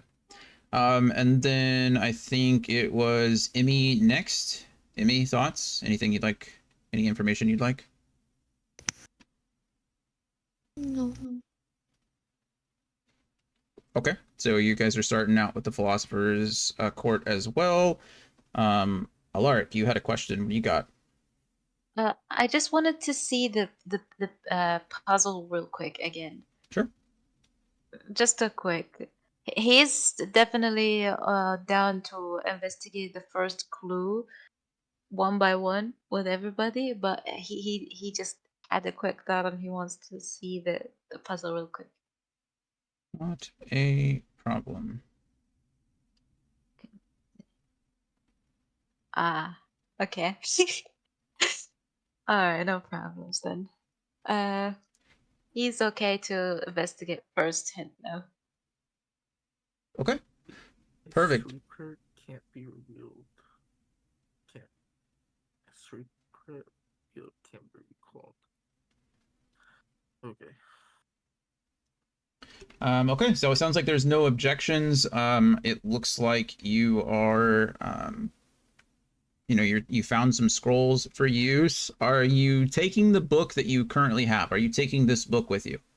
Yes, because it contains of the other locations. Okay, Kyle, go ahead and add that to your inventory since you were the last one to touch it and look at it. What is the book called?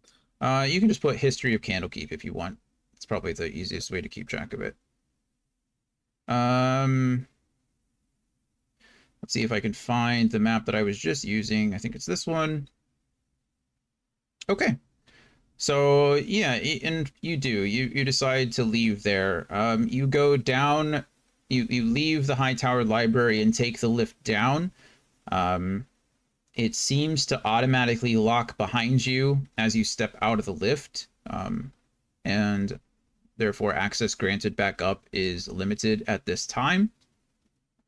You come downstairs and you can see that Todrick has left a couple of guards, more than a couple. There's about a handful of guards now, a couple of watchers that are at the top of the stairs for the lobby that you guys are just in. But the rest of the tower has kind of been, or the rest of the exaltation really has kind of been locked down. As you made your way to the exaltation from either the Oval Theater or where Alaric came from, at the Reader's Tower, Skoda's room, things were kind of in chaos, but it seems like in a short amount of time, there are still a few people walking around and rushing from place to place, but Candlekeep and Exaltation seems to be eerily quiet. For the first time that you've been here, it's kind of locked down. Many of the Avowed seem to be in their rooms. Not anything is happening, which is pretty crazy for a place of this size. So every once in a while, you do see watchers doing patrols or walking up and down the hallways. You hear messages coming from sending stones or other various magical artifacts. But your trip to the Philosopher's Court is pretty standard. So, as I mentioned, I think I said it was southwest of Exaltation, so technically it would have been this courtyard here, but what I really meant was southwest of, the Candlekeep as a whole. So it should be this triangular area right here is where you would have seen the chessboard. And even though everyone here has seen a chessboard before, we can go ahead and add a fun one here for funsies. Let's see if I can pull one out. Yeah, we played with a magical chessboard in Dresden's Tower. You did. Yeah, actually. So that is that. Pretty standard stuff. You come out, and as you can see, there are some like ruined pillars and stuff around. What those are for, you're not really sure, but the chessboard is kind of covered in this, lightly obscured pathway. And it looks like it's been well worn, well traveled. People covering both sides, footpaths around the board, white side and black side, all present. And yeah, sure enough, you you find the chessboard as normal. So let me go ahead and I'll add your characters here. It doesn't really matter. In fact, I should have taken this whole thing. Guess I still can take this whole thing. Boop. So you can kind of see that this is coming from, the east towards Candlekeep, and this is coming kind of off towards the northwest. And, that kind of aligns with the map as well, kind of whatever you're seeing. So, or whatever you've seen from the over the top map. So you guys make your way here. We'll go ahead and put you guys in the standard walking formation just for funsies at the moment. But this is kind of the marching formation that I'm assuming you're taking unless you say otherwise. So I believe we can also do something like this. And what do we got first? I think Evie was the first talker, and then we have, I think, Adom, not Alaric, Adom, the other A name. See, I don't just do it with Emmy and Evie. Yeah, and bye, Stolas. And then No. The name you consistently get right. yeah. We'll stick with we'll stick with the 10 over here, but this is your tentative talking order, so let's go ahead and move these completely off the board just for funsies. And yeah, so like I said, you've arrived at the board. Is there anything that you would like to do? I want to fly over and look at this Black Knight piece that just keeps getting repaired rather than replaced. All right, and roll initiative. No, I'm just kidding. You're fine. I was like, already? The chess pieces come alive. Well, I was about to clarify. I want to fly around the chessboard. I do not want to step on it. Yeah, that's fair. Yeah, so you fly, you hover yourself, flutter yourself across the board, and you pick out, one of the Black Knights. I need you to roll me it doesn't matter what dice. You pick the dice. What? Just pick a dice. Pick whatever dice you want. Like perception and all that? No, just any dice you want. Roll it. Oh god, I'm scared. Sir. Okay. As I said, you're fluttering across the board, and you start to fly yourself to one of the knights, and then you're glancing around, and you look and you see that the knight you're flying towards looks relatively new, and you remember Todrick saying that the one that there's been a knight there that's been forever. So you glance over, and sure enough, it looks like the knight on the other side of the board is missing an ear. Parts of it are chipped, but it is still standing and in good condition. And as you get to the knight itself, you look at the base, and there is some writing on the base itself.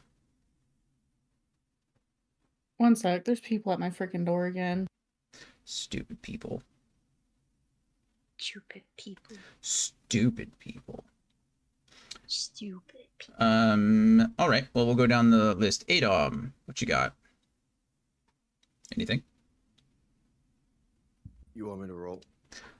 No, I'm just. What are you doing in this situation? Evie went straight to the knight. If you'd like to join her at the knight, I'll just go ahead and move her. So we'll say it's this knight, because why the hell wouldn't it be? You can go investigate with her. You can look around the area if you want. Whatever you choose. I will say to look at the white board pieces to see if there's any writing on them. Sure. Yep. Go ahead and move your character to wherever you'd like to go.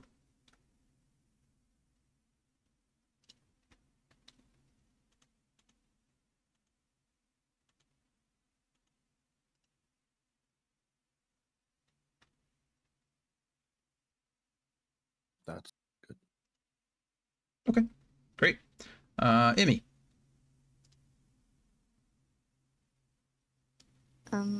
Emmy's gonna go around the board and look from the side at the Black Knight. Okay. Perfect. Lark?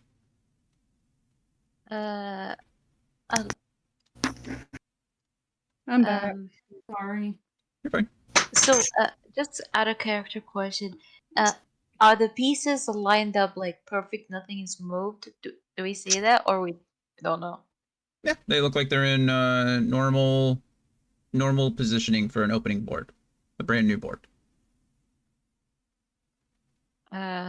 I think Alaric is just gonna get closer to see what these things are made of, and just appreciate the details, I guess.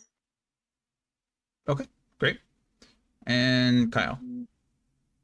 Um, I'll be at the opposite of the Black Knight to see if there's just to see. I don't know what will be the opposite of it, if you know what I mean. Like, if there's any writing on the Black Knight, if would there be writing on the White Knight?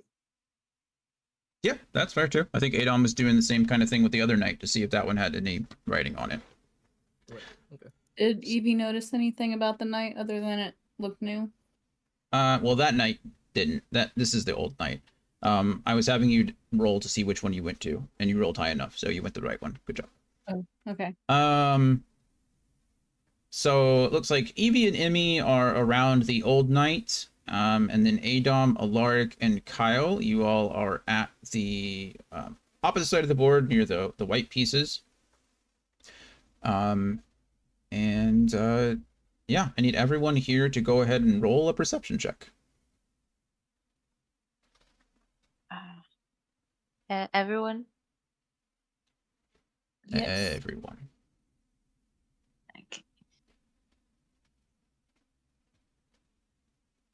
Damn. Excuse me? Can I use Stolas too, so I could just get advantage? Just have them peck the dice over a little bit. I mean, sure. Technically, I guess you could. Do it. Worst case scenario, you roll another one. There you go. Okay, Emmy. Emmy the Savior. Emmy opened her third eye. And now she sees beyond everything. A big bulgy eye just comes out of her forehead. She now knows everything of this world. Yeah. So all of you take a look at your pieces. Adom, you're more interested in the I guess the craftsmanship of these pieces. You've seen many a chessboard in your time, right? Lance board, chessboard. I think it's called lance board in an actual game, or knights something. I don't know. But regardless, we're gonna call it chess because I'm an ignorant person. So you've seen plenty of chessboards, and you know how many of the nobles truly care about their pieces, right? You've seen boards made out of ivory and pieces made of gold. You've seen, hand whittled pieces by soldiers who, just want to keep a board with them while they're on their travels. So you've seen all various kinds, but this may very well be the largest set that you've seen. So you're kind of focused on the craftsmanship of it rather than, anything necessarily associated with the puzzle. But everyone else, you remember the words as far as some of the words. You remember the basics of the puzzle itself, and you do start to look for different languages. And all of you notice everything here is written in plain text. It's written in common, and really all the pieces just seem to be labeled. Some of the pieces have like establishment markings, if you will. So some of the pieces show that like what date they were made, what date this was replaced, who replaced it. Some of the pieces are, written in memoriam of this person or dedicated to this person. So it seems like this is a wide collection of pieces that, have been collected over the years. And as Todrick mentioned before, as pieces wear out and they get broken and they get damaged, or, they just disappear. Some students, some people visiting Candlekeep tend to, steal them maybe on occasion. They get replaced. And so it seems like as you walk around the board, Yeah, each of these pieces are, in most cases, dedicated to someone or something or some time or whatever it may be. Emmy, you're looking, and Evie, you kind of notice as well, this is clearly the oldest piece on this board by a long shot.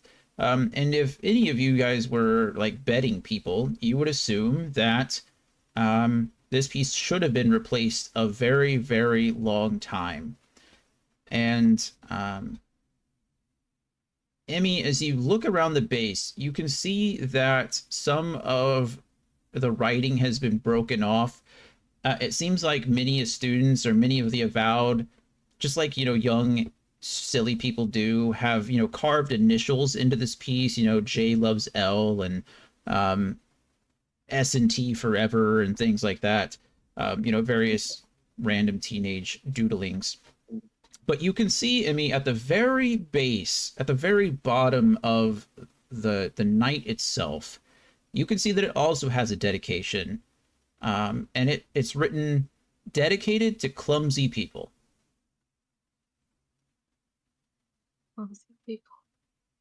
Dedicated to the clumsy people.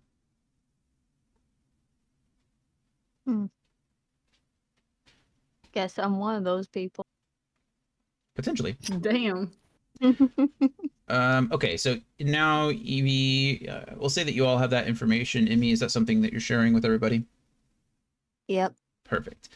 So you all have that piece of information there. You've all walked around and shared what you found. We're going to go to the top of the board, and we're going to see what you would like to do. So, Evie, you're up first. Anything that you would like to do in particular?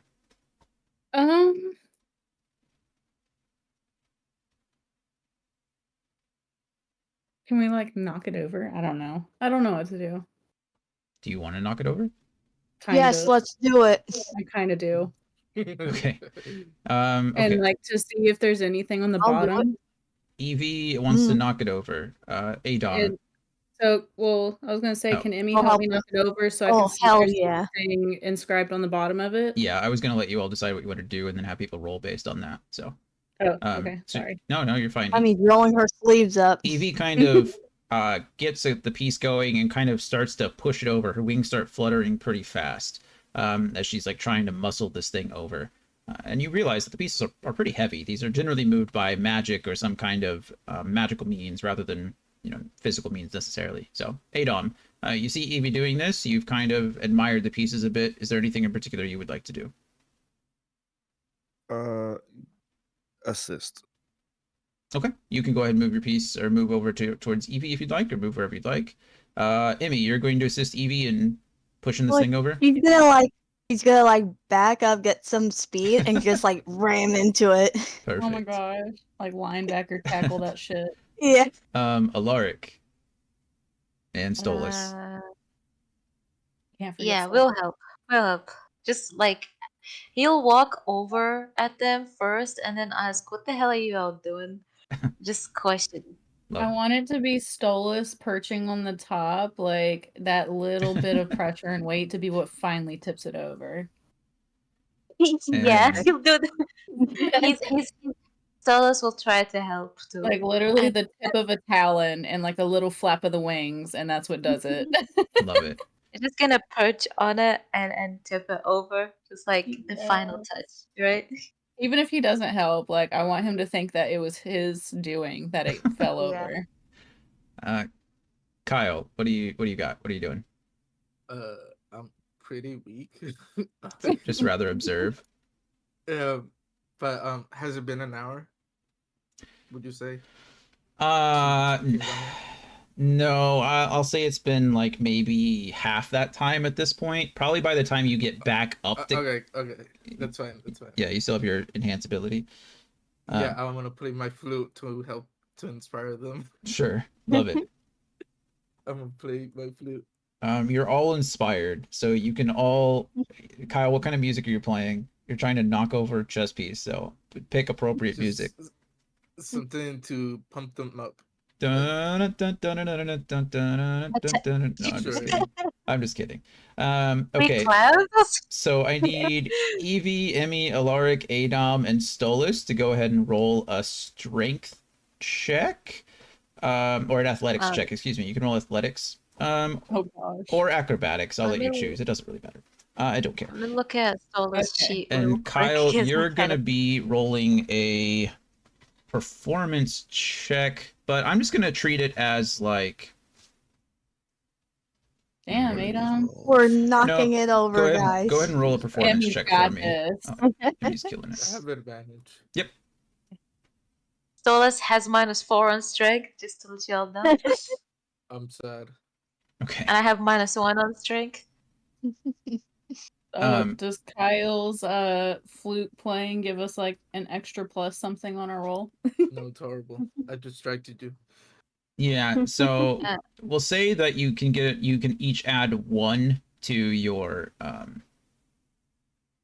athletics roll. Unfortunately, Alaric, Evie, Adom, you're kind of struggling with this thing. Even Stolas, Stolas is flapping his wings around trying to get the perfect angle. And to be honest, you all realize you're kind of pushing it like in different directions, right? You're trying to like wobble it around at like a top at this point.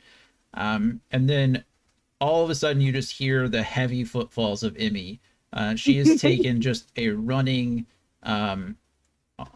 start against this thing, and you each have just a second to get out of the way before Emmy does in fact just shoulder check this night piece with as much strength as she can, and Stolas goes flying just a little bit, to get out of the way or to get almost knocked over.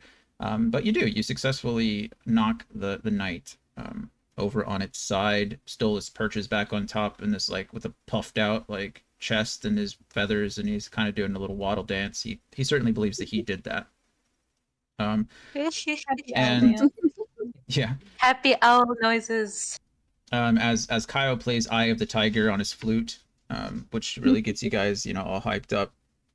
And sure enough, on the very bottom of the Fuck yeah. on the very bottom of the night piece is the word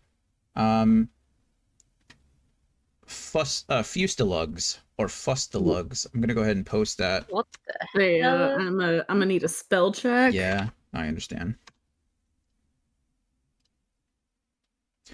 Fustilugs. What the fuck is that? Yeah. And he's like, lungs. Is there Lungs. a dictionary somewhere nearby? No. Well, I mean, technically, there's thousands of dictionaries around here in Candlekeep, but everyone go ahead. What am I gonna even have you roll for that? I don't even know myself. Because truth be told, I did not know what a fustilug was before I looked it up either. It'll probably be an intelligence check of some kind, probably another history check. Honestly, I'm gonna go on a limb here and just assume it has something to do with the dedication and like the whole clumsy thing. It does, in fact, have something to do with clumsy. So, I will give you either a history check or a performance check.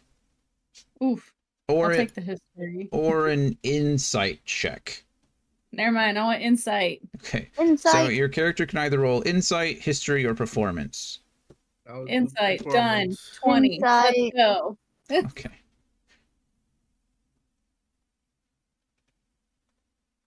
Fuck yeah.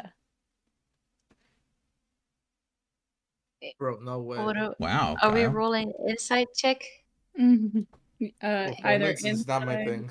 I guess not. Insight or History, insight, or performance. let me see. History. That's the I'm getting sick of Inside. this, bro.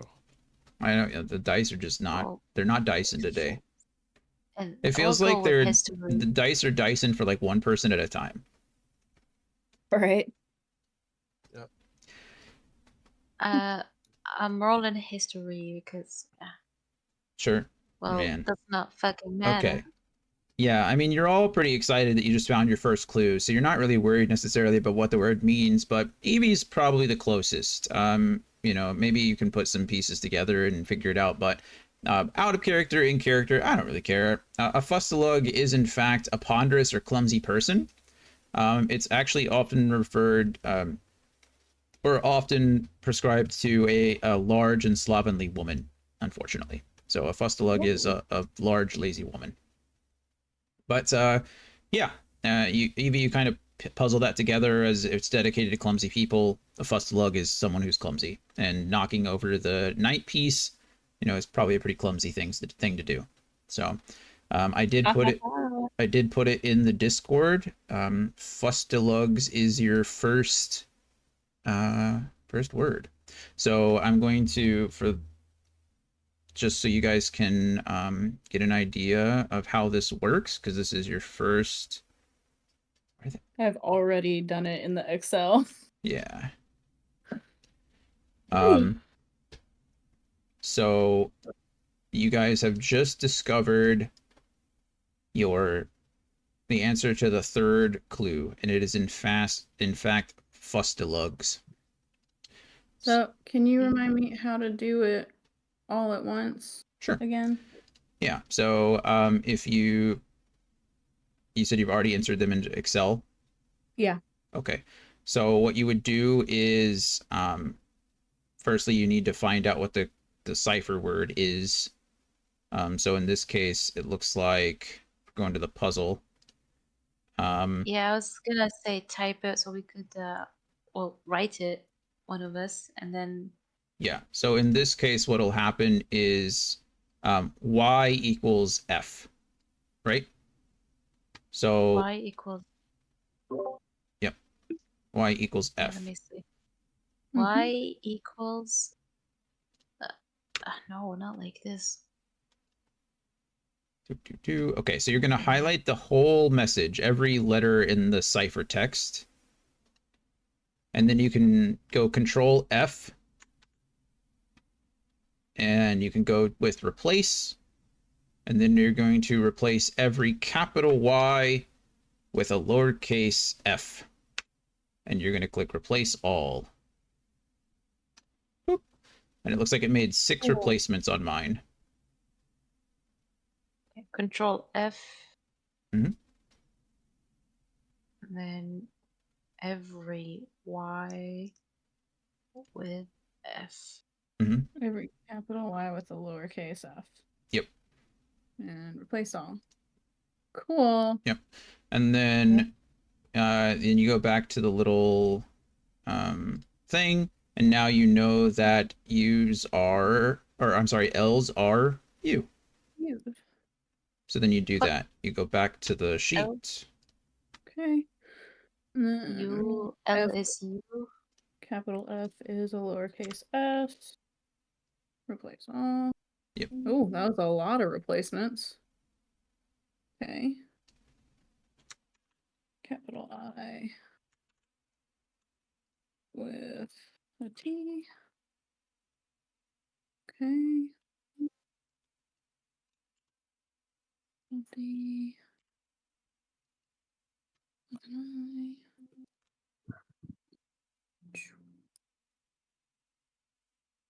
Okay, hold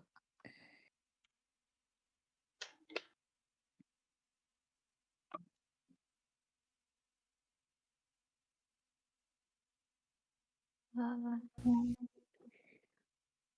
Is that G?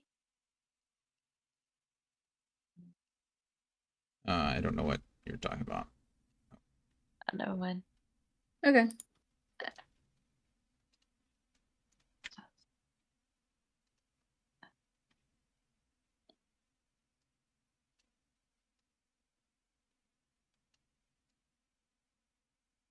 Can go F up here. is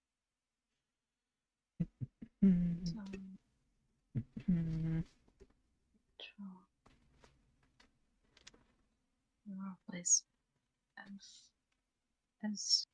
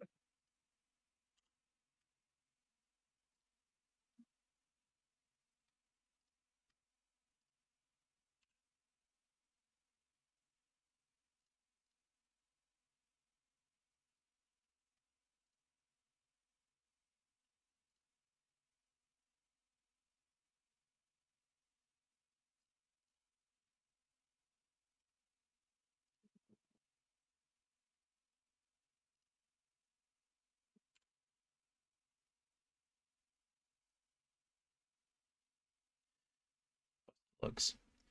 Does it start to make sense Okay. for everybody? Yeah. Yeah, I got it now. Okay, cool.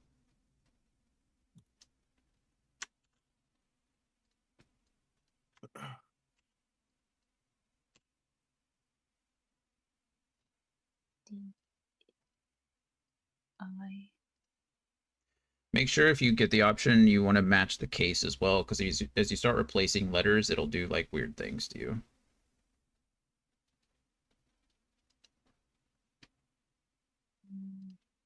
D I.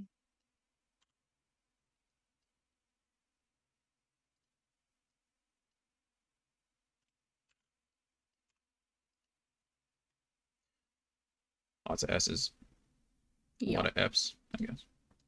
The world is you.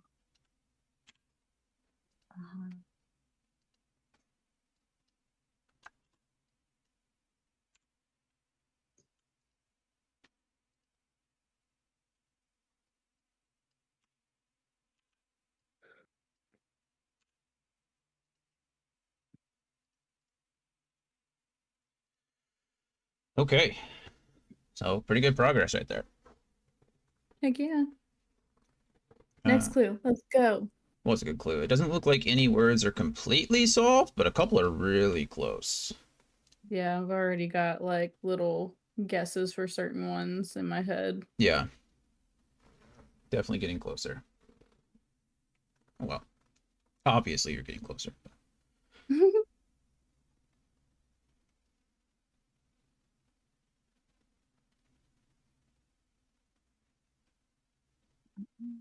Let's see. So If you're confused or if you need to catch up with anything, feel free to look at the stream temporarily. That way you can kind of see. Actually, I think Discord was allowing me to share my screen at the same time. Not my camera, share my screen.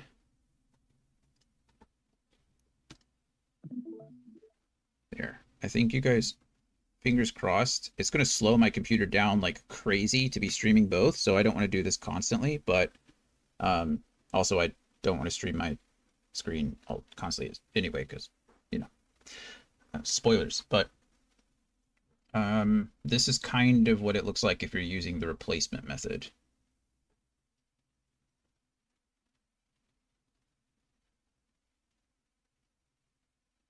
I'm doing it manually so I don't get confused.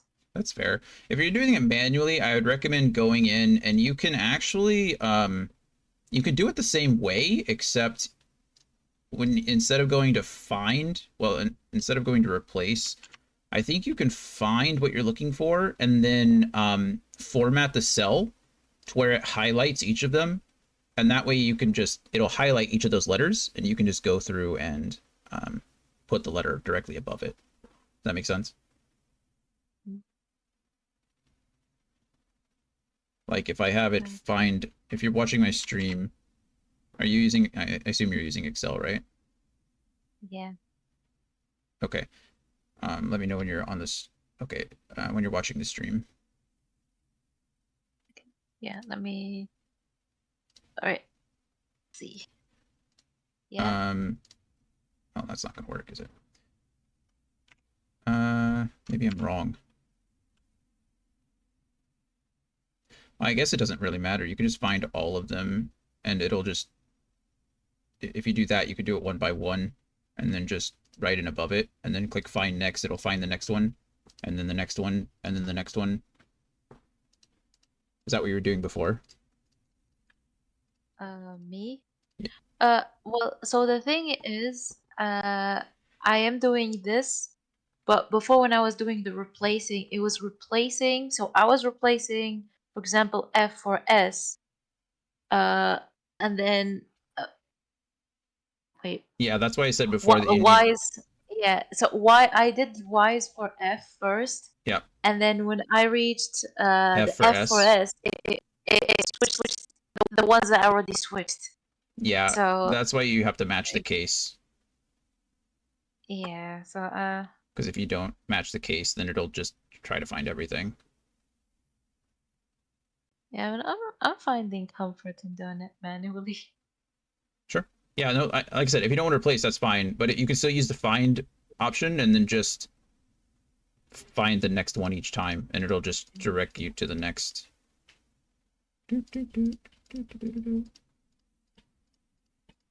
Anyway, you don't have to do it each time. And by going match case, it's only finding my uppercase S's and not my lowercase S's.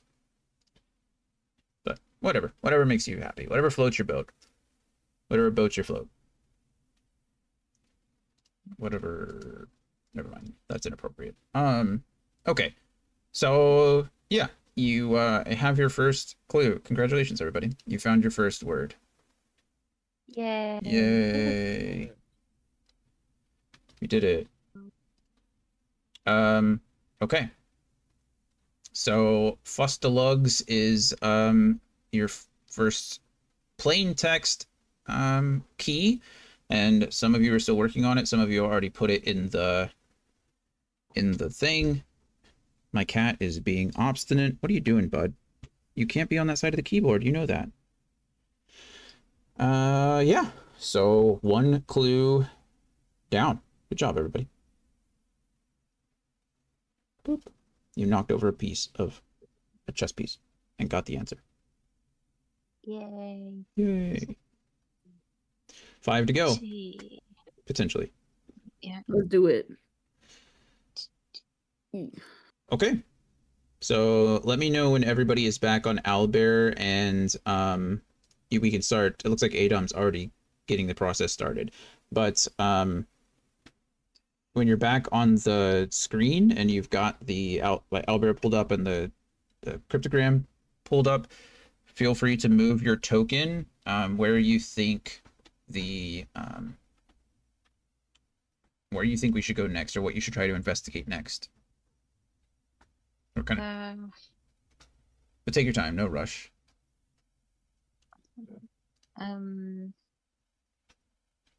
Yeah, I'll go first one. I don't know.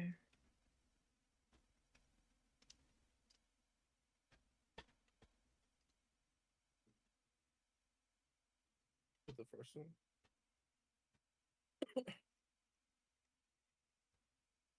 Okay. Seems like everyone's kind of interested in the first one then. So the clue reads, the true name of she who serves in spirit. So in character, we have our talking order. What are everybody's initial thoughts on reading something like that? What is your character thinking? Does anything pop into your head? Does anyone know about spirit names? Anybody? Not right away. No. But she who serves in spirit. Goddess?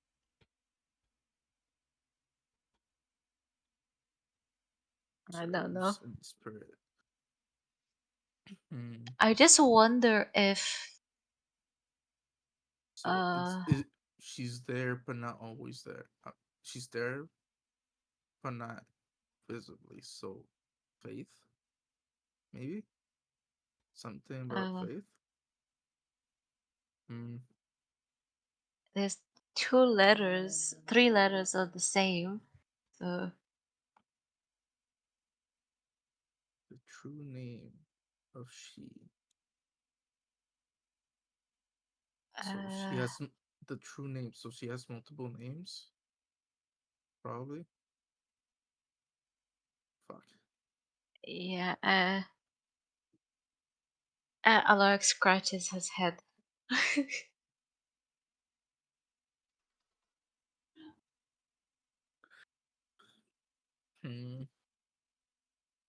Does he how, if I want to try to recall if I seen something, or do I roll for it, or do I just call it and then I roll for it?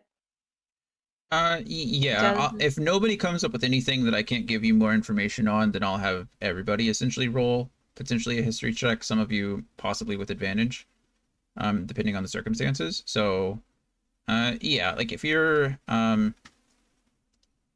are pretty stumped as a character, then you can go ahead and roll a history check if you'd like. Yes, please. He's right now having a hard time recalling. Yeah, not a problem. Okay. Oh my History. god. Damn. What is this? Watch me roll 1, 2. There you go. It's certainly something. Eh, Boy. 4. It's not even any better. Jeez Louise. Okay, so it looks like Alaric's thrown in the towel, Emmy's thrown in the towel, Adom's thrown in the towel. Evie, Kyle, any initial thoughts? What are we thinking? Well, he thinks of Mayabiki, but I don't feel like that's related to anything. Because that's the only goddess that feels spiritual. Sure. You're still thinking like to a him. goddess kind of thing, right? Yeah. Understood. Because there's many gods who have multiple names, and how many goddesses are, well, how many gods are female Yeah. Understood. and use multiple names and are very spiritual in a way. So he kind of thinks of Mayaliki initially. Yeah, that makes sense. Evie, what are we thinking? I have no clue right now. All right. Let's see. So Evie, you can go ahead and roll a straight history check. Kyle and Adom, you guys can go ahead and roll a history check with advantage, and I'll explain why afterwards based on your rolls. Roll another one. It looks like you rolled a 8, right? You can just roll an additional d20 and add it, or whatever. Take the highest. Just let me know whichever's higher. I rolled 18 total. Oh, same. Hey, that's better than nothing. Okay, so An 18. wow, okay, all three of you have gotten 18s. Emmy's is a 15. Alaric is a little stumped. Well, it's a 20. Like, I give up. I give up, guys. I give up. Oh, yours is a 20 total, Kyle? Yeah. Okay. 18 plus 2. Gotcha. So Kyle's is 20. Do me a favor when you roll. So I think it's the way how Albert does it. If you roll 2 d20s, it adds them together. Whereas if you go into the plus or minus and you choose to roll with advantage, it rolls 2 and gives me the highest. So if you think about it, if you can go in there, you can just add your modifier, click advantage, and then roll, and it just gives me the number. It just spits it out. I do that. Oh, do you? Yeah, I press advantage, and then I added the 2, and I rolled. That's weird. That's weird. Maybe it's the I don't know why it's doing that. Then that seems like a silly way to calculate the numbers, right? Because it's telling me 25. Oh, well, never mind. Disregard. It's just Albert being weird. It's not you at all. Or anybody at all. It's just how Albert does it. Okay, so Kyle's a 20. Adom and Evie have a total of 18. Kyle's for initial thought of goddesses kind of get you on to that track for a bit. But Adom, Alaric, everyone is kind of, if you started thinking about all the gods and goddesses, you'd probably be there forever, right? I mean, the pantheon is huge. And it doesn't really strike you as something that's relatable necessarily to Candlekeep. You know that there are a few gods that are worshipped here predominantly in Candlekeep, many of which are gods of like wisdom and gods of poetry. But again, most of them are gods. None of them really strike you as a goddess. And this is, the name is she who serves in spirit. So your initial thoughts of maybe the answer belonging to someone in the pantheon, they kind of dwindle. They don't necessarily make a lot of they don't click, right? They doesn't seem like something that would be writing a puzzle about Candlekeep would incorporate into it. Adom and Kyle and Evie, you all kind of come to like realizations in various ways. Evie, as a druid, you know that that nature, that animals are often they often refer to themselves by a true name, by a name that they've given themselves, whereas the humanoids, right, other cultures, other creatures call them something different. Adam, you've been around. I feel like if I give you the real clue, it's just going to give it the hell away, but I guess it doesn't matter because you and Kyle both would come to the same conclusion. Adam, you realize that oftentimes dragons take many forms. Dragons go by many, many names, depending on the form that they're taking. And oftentimes, you know, when dragons have presented themselves to people that you know and people throughout your history, they don't usually appear in dragon form. They appear in human form, or of that of, you know, I don't know, a natural disaster or something of that nature, right? And Kyle, you've done research on Candlekeep, and you know of similar things, right? Not everything here in Candlekeep goes by its original name, and something in the back of your head rings true to that. You know of someone specifically whose name may not be their own, and that's all I'll say for the moment. If I need to give you more, it'll require another roll. So, Evie, what are we thinking now?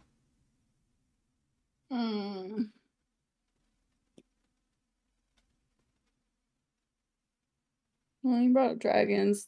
I mean, it's in my head. It's kind of.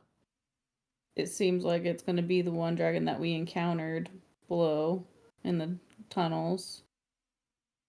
I'm just not remembering the name at the moment, so I'm trying to like go back in my notes and figure that out.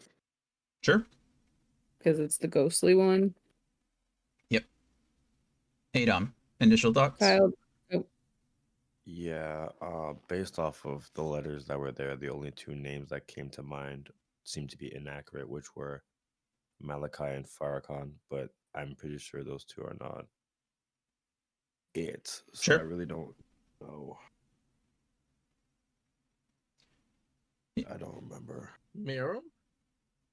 Yeah. Miram, that's the name. I found it on my notes. I Oh, literally actually- just found it. Spectral dragon Miram living But underground. I'm trying to look at the letters. So how do you spell Miram? It's Miirya. No, Miirym.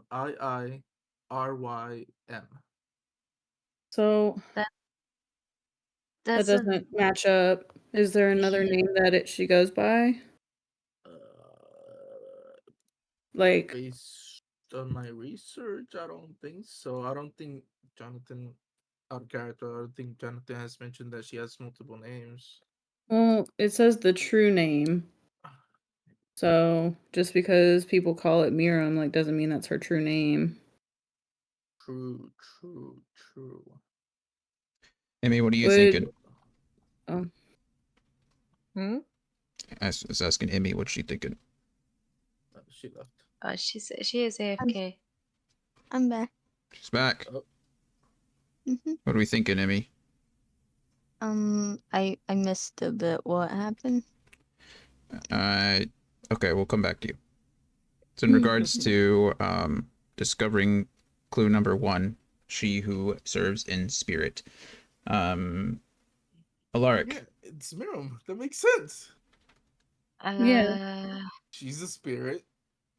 She serves the Candlekeep.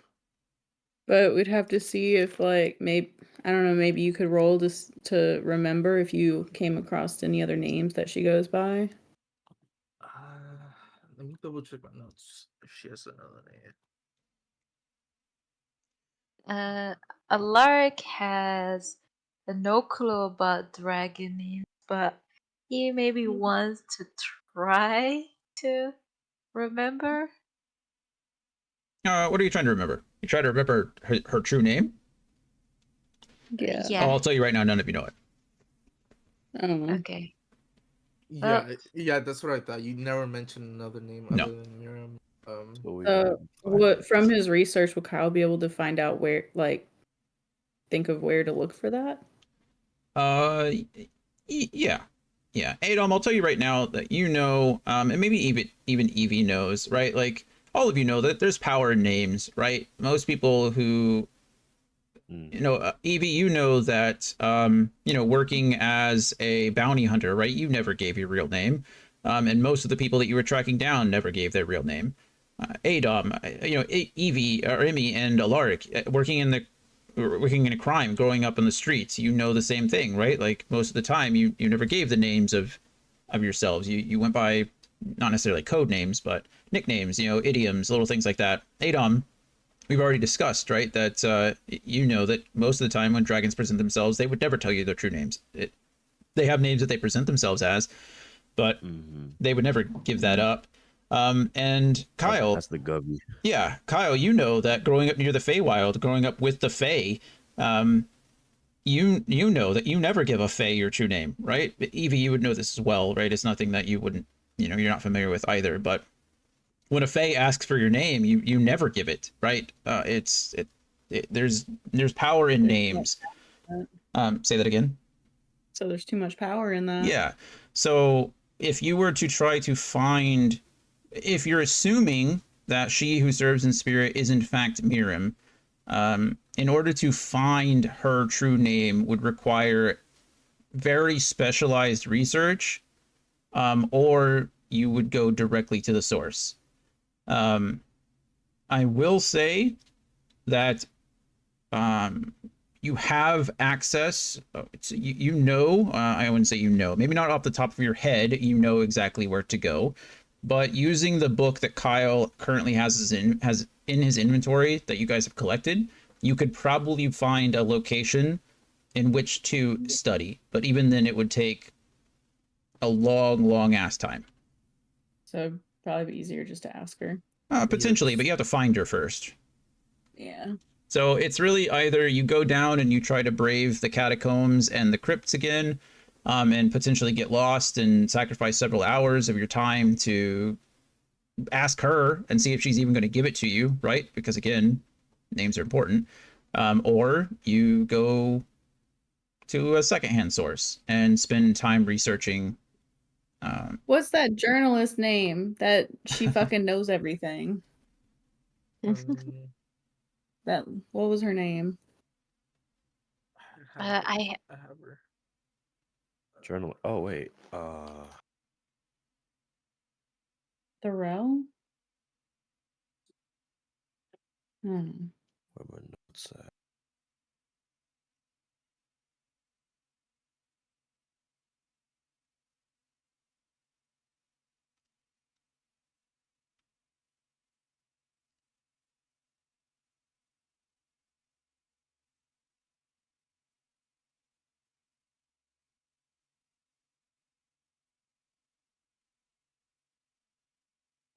I didn't take notes that day. I had her name before. I literally I like had the her day we had the interview. I didn't take notes. Fuck. I literally have like it says I didn't take notes.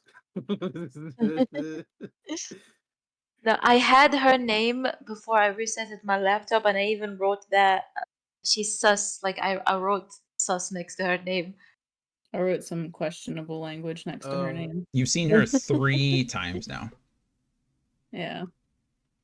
Was that the What is- person that interviewed us when I first got to Candlekeep? Yes. What is this? Yeah, I lost the name. Drayden Draconocus, the chamber that keeps knowledge about dragons. Are you asking what it is? I have it on my notes. Let's see. I have a link. What is this? Oh no, it's just highlighted. Drayden Draconicus. I don't know how to pronounce it. The chamber that keeps on.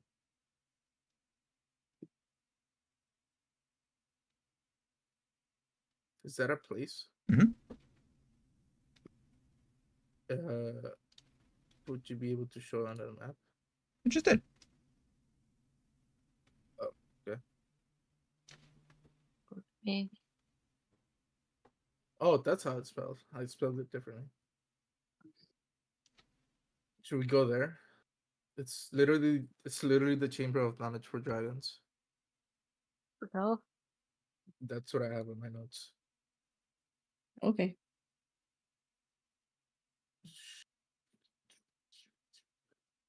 Any objections or any other opinions? You can always Nope. split the party if you really want to. Negative. No, Are you sure? you're not getting that lucky today. What is that suggestion, huh, buddy? I'm just saying it's always an option. It's always an option, but it's never the best option. That is usually the case. Yeah, you're right. One group reads Last the time book, we the other gets in by a dragon. Yeah, and the last time we split up, bodies were hitting the floor. yours particularly. Mm. Yes. I'm at 10 health still.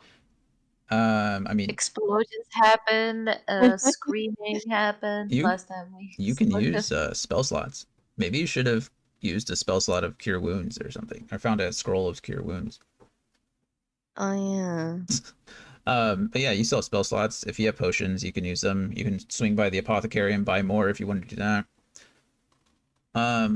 So yeah, Kyle, you recall, you have it in your notes, or Brian has it in his notes, but Kyle has the book as well. And you're looking around, and yeah, the Draconoikos. It is the preserved remains of an ancient red dragon called Fyron Tinamar.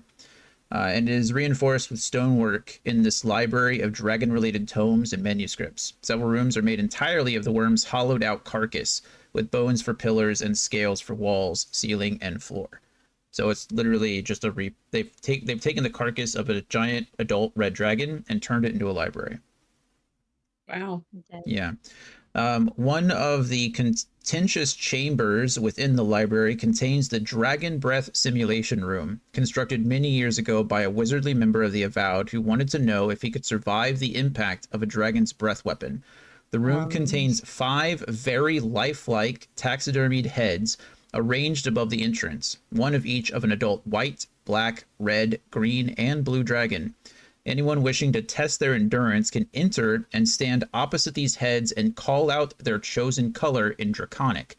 Should they do so, they must make a Constitution saving throw. This is obviously mechanic stuff, but should they do so, they must make a Constitution save against the selected dragon's breath weapon. If they are not reduced to 0 hit points, then they survive, but take 1 level of exhaustion, recovered on a short rest. If it reduces you to 0 hit points, you fall unconscious, taking when you fall unconscious. There you go. Abby's so curious. They don't have Why to is make she like this? they don't have to make death saving throws to regain consciousness, but when they do so, they have half their usual hit points and 2 levels of exhaustion, only 1 of which could be recovered on a short rest. So there you go.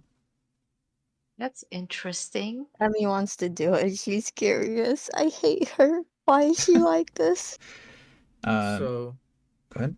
there's a white dragon there, right? A white dragon statue. There's the head of a white dragon. Yeah. Yeah. That's what I mean. Sorry. Yeah. And Miriam was a white dragon, correct? I actually have no idea. Yeah, she was a white dragon. I don't doubt you. I just. Oh wait, no, silver. Sorry. Yeah, she's silver. What's the difference? Well, Ask a white dragon. true. Okay, so it doesn't seem like there's any reluctance to going to this place. Is that correct? Everyone is in agreement that you guys should be making your way to the Draconoikos. Yeah. Yeah. Is that how you say it? Draconoikos, I imagine so. I don't know how else you would pronounce it. Dracona. Draconois. I don't know. I think it's Draconoikos. I'm going to say Draconoikos until I'm corrected by Anthony, because he's probably would if he heard me or something. But I think it's Draconoikos. Honestly, it's a made-up word, so maybe it means absolutely nothing. But yeah, okay. So if you guys are making it there, then let's go ahead and make it. No problem. So you guys do make your way north along the northern ramparts of the Exaltation, down the northern entrance into the inner ward. Are you making any stops? Are we going into the apothecary to buy potions, or are you going anywhere else? Did you need to enter Exaltation for anything? Let me look at my You inventory real know, quick. maybe some potions would be good. Yeah. I only have one, so yes. Yeah. I'm gonna go ahead and get a couple greater health potions. Okay. Perfect. So, yeah, you guys, I trust you guys. Just go ahead and deduct their 50 gold pieces for a minor health potion. Just deduct the gold from your inventory and add the potions if you'd like any. Doing. Yeah. 2.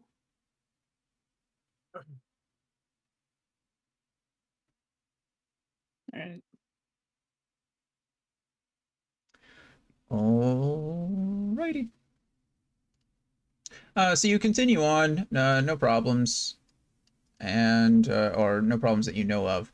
You do see several things going on around you, right? As you continue on, again, it's been pretty slow. There's much less people, or much fewer. Less is incorrect. There's much fewer people out and about on the streets. However, you do still see many watchers out patrolling. And although it seems like many of them glance your way, you have made a name for yourself throughout Candlekeep at this point, and possibly even Todrick has mentioned you, and therefore you're let go. They don't address you or accost you or anything. They just recognize that you are part of it. I need everyone here to roll a perception check, however. Perception. Mm-hmm. Miriam, in fact, was a silver dragon. You were right, Kyle.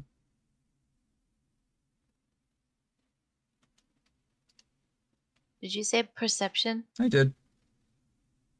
Fucking balls. Sorry, my brain is shutting down. It's okay. I understand. It's taking a lot of... I've just recently. Go ahead. Oh, let's go!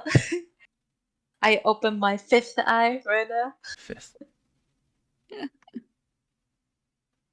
Sorry, do you mind repeating? Just a perception check. Okay, Just fixed my sleep schedule recently, and staying up until 4 a.m. is very difficult right now.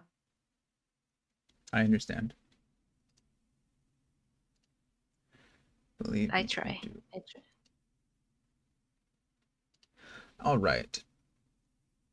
Do you have any idea how close that was to being another? Oh my goodness.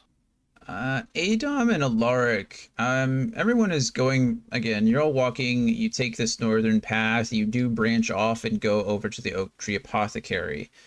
Adom, Alaric, you're all kind of on the lookout, right? You know that people have entered Candlekeep, but every once in a while, you feel like you see something out of the corner of your eye, but as you glance over to it, it's gone. Back into the shadows, back around a corner, over the top of the roof. Every once in a while, your eyes just kind of dart to one location or another based on, potential movement or a shadow that seems out of place or a footfall that seems to be heard. But nothing really seems to catch your attention. But I will say you get the feeling that you're being watched throughout the whole time as you're walking. And maybe it's due to the watchers that are posted around, but you get the feeling it's more than that. So you make your way. It's always a lark in A, though. You guys are the most non-trusting, I guess, of everybody. We have 5 eyes. you make your way back from the apothecary. Lewin is luckily, it takes a few knocks. It takes a little bit to get his attention, but you do hear rustling from inside, and Lewin cracks open the door and recognizes you, and is willing to, part with some of his potions, and asks if everything is okay. Whether you share information with him or not is your own prerogative, but again, he is willing to help you. So restock on some potions and continue to make your way now over to the Draconoicus. And as you wind your way through some of the halls, and you're seeing a lot of various buildings again, but no one now is with you to give you a tour, so you're unsure. You can kind of match up some of the descriptions from the book if you'd like, but none of them really stands out, except obviously when you reach the Draconoicus. As I said, it's made from the body, the carcass of an old red dragon, and you enter. So as you do so, you walk into a pretty bright structure. There's a lit dome on the top. There's statues of dragons all throughout. There's a very large statue. We're going to call this a statue, even though it looks awesome. Does not look like a statue, and it does look awesome. Yeah. So, it's a very realistic depiction of maybe a young dragon, but even then you can see that these scrolls are abnormally sized. The books are very large. This is a very large statue of a dragon, but everything in here is draconic imagery of some kind. And sure enough, you can see, if you look strong enough or look long enough, you can see the heads on the wall near the breath testing room. But everything in here seems to be written, made mostly in draconic. There are some like key texts and stuff. Most of the books that you can find have notes that are written in common as kind of a reference sheet to find certain information, but the majority of it is written in draconic. I am going to have everyone go ahead and what's everyone's, I keep forgetting. I have it on my notes, but I'm not or not my notes, but in my whatever you want to call it. What's everybody's passive perception? 21. Your passive perception is 21? No, I'm kidding. I was like, holy I shit. gotta remember where that is. Give me a second. mine is 17. Yeah, 17 too. Yeah. Does anyone have higher than a Where? 17? Your passive perception should be on the left side of the first page underneath your ability scores. It should say like passive wisdom, parentheses, perception. It's below skills. Or it should be below skills. I don't know. Maybe it's different on Roll20 or something. Anyone have higher than a 17? Seems pretty high. Not saying it's not 17. I'm just saying that's high. Mine is 13. I don't know. Okay.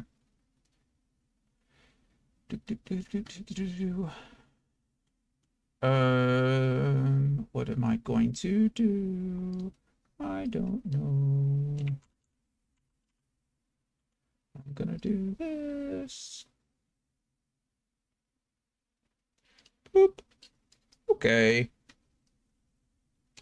So yeah, you guys have reached the Draconoicus, and this is what you see. And I've given you a somewhat decent description. Is there anything? What are we doing? Who's doing what?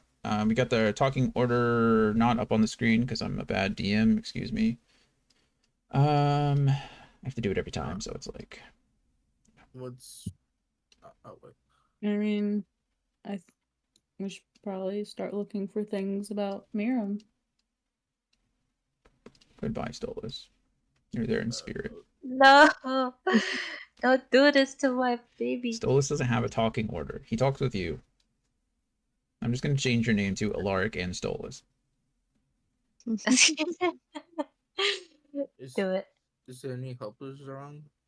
Or Yeah, is there anyone that works here, like a librarian that I can talk to? That is a very good question. Everybody go ahead and roll a perception check for me. Wow. Wow. Look at us. Wow. Jonathan knows that we just rolling Ah, is so bad today, so he's like, yeah, roll. So we know it's us. right. I'm not making. You're rolling like shit. Let's roll for everything. Let's see. It's funny, honestly.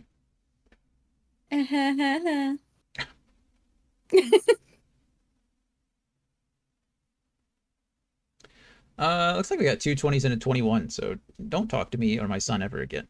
Okay, you guys are rolling great. Anyway. Yeah, so you guys are glancing around the room. No one okay. No one rolled higher than a 21. Emmy, is that your total roll? Yep. Adon Malaric as well? Total roll? My total roll is 20, I think. Yeah. Okay. You guys do glance around.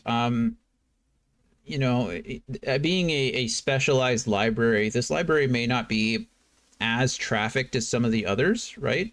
Dragon history is long and sometimes very boring, or sometimes very exciting. It's, you know, Kyle, Adam, you guys probably know the most, but you know that most of the time, as dragons get older, they and start hoarding power or hoarding treasure, they often get less adventurous. They kind of become more interested in maintaining their hoard rather than venturing out and taking from other people. So a lot of the history of dragons are about young dragons trying to build a hoard or create a hoard or a trove. And therefore, it sometimes, you know, the history of a dragon is very busy in the first 100 or so years, and then after that there's nothing. No one. Sometimes many dragons are thought to have died or thought to have left, and it's not until decades or centuries later when when somebody finally finds the dragon's hoard that the dragon finally shows up in history again. So regardless, all that being said, is, you know, the history of dragons is not a exact science, and it's not the study of very many people. However, calling out and searching and finding, or looking for someone who may be able to help, you are able to finally encounter a very elderly dragonborn. She. What is my dog eating? One second. You can probably hear me still, but she's very old. She can't really. What are you chewing on? She can't really hear you, which is why I don't know what she's eating. What does she have in her mouth? Give me 1 second. I'm so sorry. You're good. Okay. He's probably hearing the smack smack. Right. My cats do the same thing, like the little girls. And the moment you're like, "What's in your mouth? What are you chewing on?" They just run, and it's like, "Fuck." Yeah. Or chew faster. Both, usually. So I have to freaking chase them down and make sure there's nothing like harmful. Oh god. Little heathens. Put these soft bed sheets today, and oh my god, I'm looking at it, I'm like, I want to lay down so bad right now. I feel that so hard. Fresh sheets, smell clean and Mm, everything. just begging for some sleepy time. Uh-huh.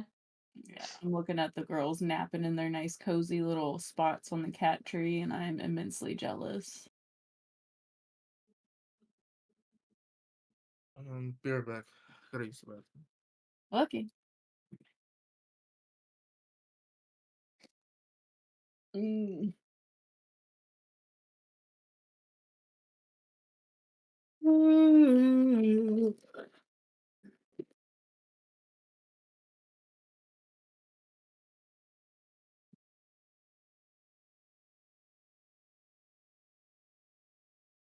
And no lies, my eyes are starting to burst.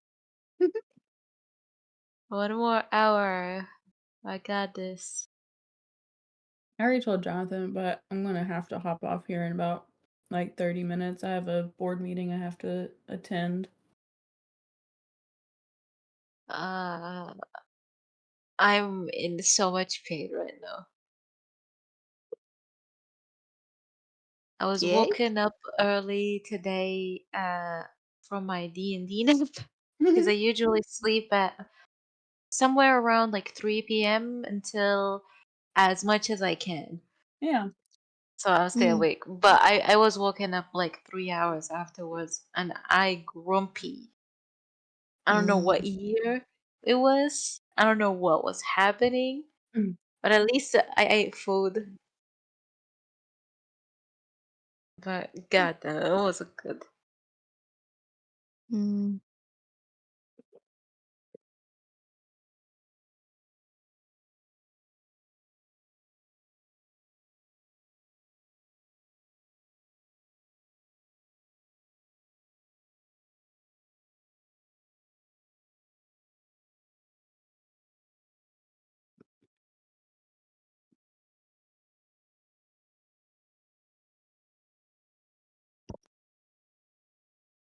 Before when I went to grab soda, I knocked over all the popcorn kernels, Oh no. and my sister was hysterically laughing while I was cleaning them instead of helping me. This sounds like something a sister would do. Or Yeah. not do, to put it correctly. Yeah, she was just laughing her ass off, and I'm like, you could help instead of just laughing on the floor.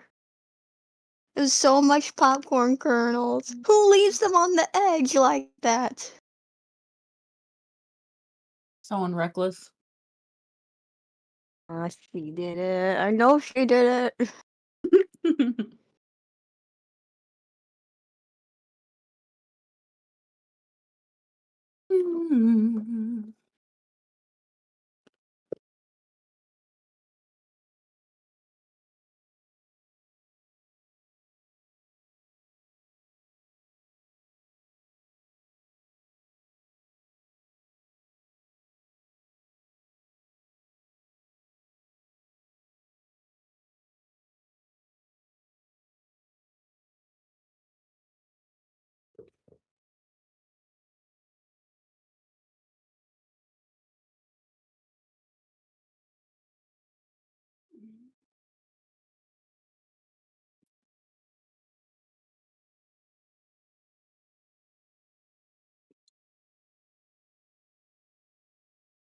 I'm gonna go grab some more water while we wait. I'll be right back.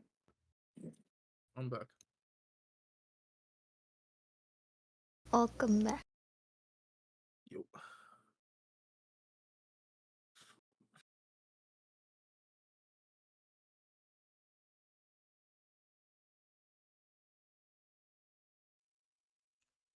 All right, sorry about that. Is everyone still here? I just got back. Yeah, I was gonna. Yeah, I think we're good. She got into the trash and had a pork chop bone halfway down her throat. And then Oh, as I'm God. trying Oh to boy. get it from her, she's running around the house trying and then runs out the back door. So I have to follow her outside. So yeah. Sounds about right. I had to stick my hand halfway down her head in order to get the pork chop out of her gullet. Anyway, Sucks. that was It's a great. bonding experience. Yeah, she's too old for that. We bonded enough, right? Yeah, I feel definitely bonded at this point. Okay, so anyway, in your investigation, trying to find someone in a little office off to the side, you do in fact find an elderly dragonborn, um, in a little office, kind of huddled up there. She seems a little scared. Obviously, she's heard some of the things going on, but she she's there. Then I, yes. How can I help you? Well, we're trying to find some material about Miriam, specifically where we could figure out maybe her true name. I need you to roll a persuasion check on that. All right. Can I help her? Sure. Can I use guidance? No. Okay. Oh my god. Whoa. Damn. Yeah. She is immediately taken aback by your request, right? I mean, seeking out a dragon's true name, even as a dragonborn herself, and the discussion we had earlier, she understands. Like, she giving out true names is not something that she is, particularly willing to do. And I could not give away Miriam's true name that easily, especially to complete strangers. The information is here somewhere, I'm sure, but buried deep. I do my best not to even investigate dragons' true names unless they are offered to me willingly. This is kind of important. Could you at least like point us to the correct direction? Um, We had no ill intent for it. yeah, go We ahead. actually really like Miriam. We met her. If you met Miriam, perhaps she'd be willing to tell you herself. But regardless, I need you to roll another persuasion check. Again, if you'd like to help her, you're someone is more than welcome to. I'm assuming someone's helping me. Yeah, I'm helping you. All right, 15. I'll help. You. Okay. 15. Let's see.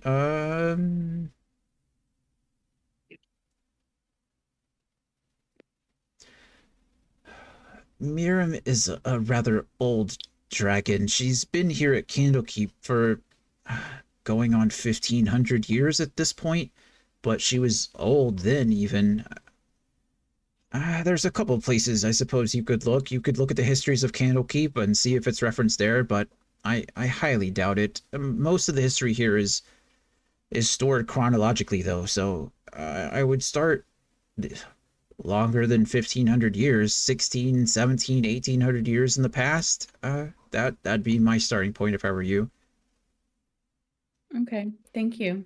I appreciate it. Yes, is everyone safe out there? We've been locked down for hours now. We're still kind of getting a handle on the situation, so it'd probably be best if you still stay here. Well, fine, I will. Thank you for the information. As you leave the office, you all notice she does, in fact, have a name. There's a little plaque on the outside of the office door, and it is Thava Nox Norizius. I'll post it in the Discord just so you guys have it. But yeah, you don't know much about her, but there she is. Thava Norzius. Okay. So kind of have a vague starting point. There's a couple of locations that you could look that it's recommended that you look anyway.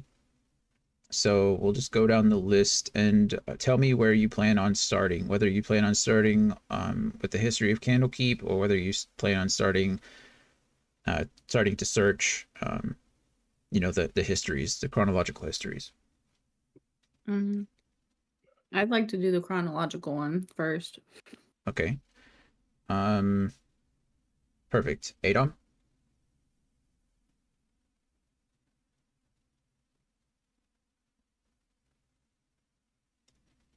We'll circle back around. Emmy.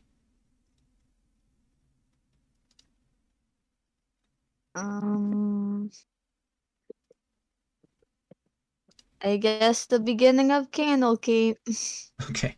So you're going to mysteries or history or Candlekeep history. Got it. Alaric. He'll stay with Evie, just trying to figure out the puzzle. He's not really interested in wandering around. Okay, so you're going chronologically, and Kyle. Yeah. I'll help Emmy because on my research, I went with history, looking into the history of Miram. So I'm more familiar in that area. So I'll help her. Sure. Okay. Daniel, are you there? Last chance before I just move you somewhere. Okay. So Adom will go ahead and join with Evie with the chronological history. So it sounds like Evie, Adom, Alaric is going to go chronologically. Emmy, Kyle, you guys are going with the history of Candlekeep specifically in that little section. And you begin your search. So both parties are going to go ahead and get advantage. I'm not going to average these rolls. It's really just going to be first come, first serve, I guess you could say. And then we'll go from there. So, oh, I should explain why you're getting advantage. Adom is getting advantage because he speaks Draconic. And Kyle is getting advantage because of what he's already alluded to. He's somewhat familiar with the history of Candlekeep already, so he will probably be able to recognize certain places and names and references and things like that maybe Emmy can't recognize. So yeah, everyone go ahead and I will need you to start rolling investigation checks. Adom and oh, go ahead. Sorry. So Adam is the only one with advantage? Adom and Kyle. Okay. Okay. Kyle, what's your wait, is everyone rolling the investigation or we pick one person and everyone is going to roll. Okay. I'm just letting you know ahead of time, every roll is going to be an hour. So. Oh.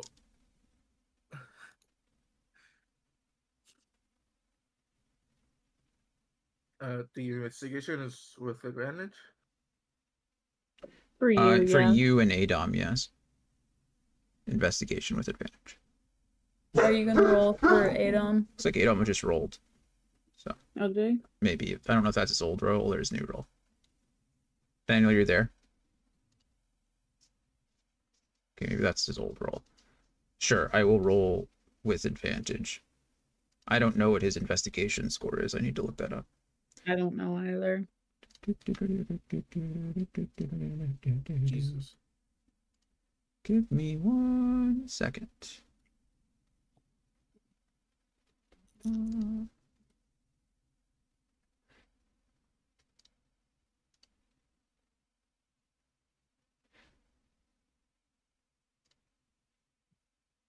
here, Adom. Okay, his investigation is 0. Well, that makes this fun, Then doesn't that it? is definitely an old roll. Yeah. Roll, please. 12. Here's a dumb... No. Never mind. It's not a dumb question. Oh, it's not. Do I want to ask the question? What's everybody's Do it. investigation modifiers? 1. 4. 5. Okay. So your first hour comes up fruitless. You scour through some of the books, but obviously Evie, Emmy, Alaric, not speaking Draconic, you're limited to the various, key sheets and directories that some of the other Avowed have written in common for you. And so it's not a complete, summary of the book. And nothing really comes up in your first hour of research. Everyone go ahead and well, let's see. Is there any change? It's been an hour since it all started. I believe it's like into the evening now. It's starting to get pretty dark, I would say. Maybe not dark, but the sun is definitely setting around this time. And it has, in fact, been, I would say, 2 hours since the incident at the Oval Theater, and even that was mid-afternoon. So for funsies, we're going to say it's like 7 p.m. We're going to say 7 p.m. for right now. Okay. So, yeah. Evie, you've been here an hour. It's 7 p.m. Are you making any changes, or are you pressing on? She is kind of debating the value of maybe going down to the catacombs. Okay. But I think she's just gonna keep pressing on and maybe ask the librarian to help her translate.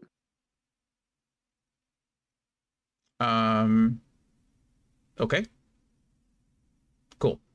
If Daniel's not there, we'll just assume Adom's helping someone.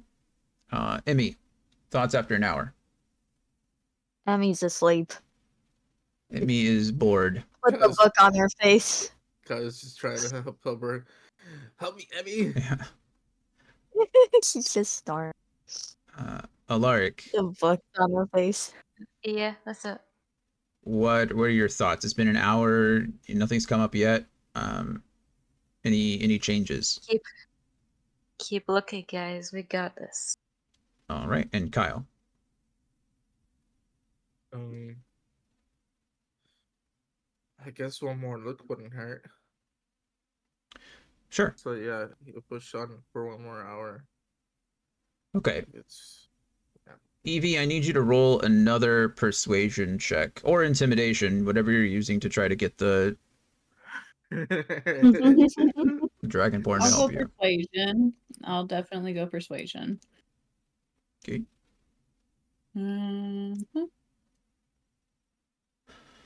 All right, 19. One short. Sorry. What? She is very reluctant to assist you. She's never assisted any of the avowed or even the readers don't ask for research on a dragon's true name. Pretty please with sprinkles on top. You were one sprinkle short. I'm sorry. Threaten her now. Threaten her. She's just. Are you gonna throw her, Emmy? I actually have a Emmy will wake up in my intimidation, so no. Yeah, she doesn't feel comfortable.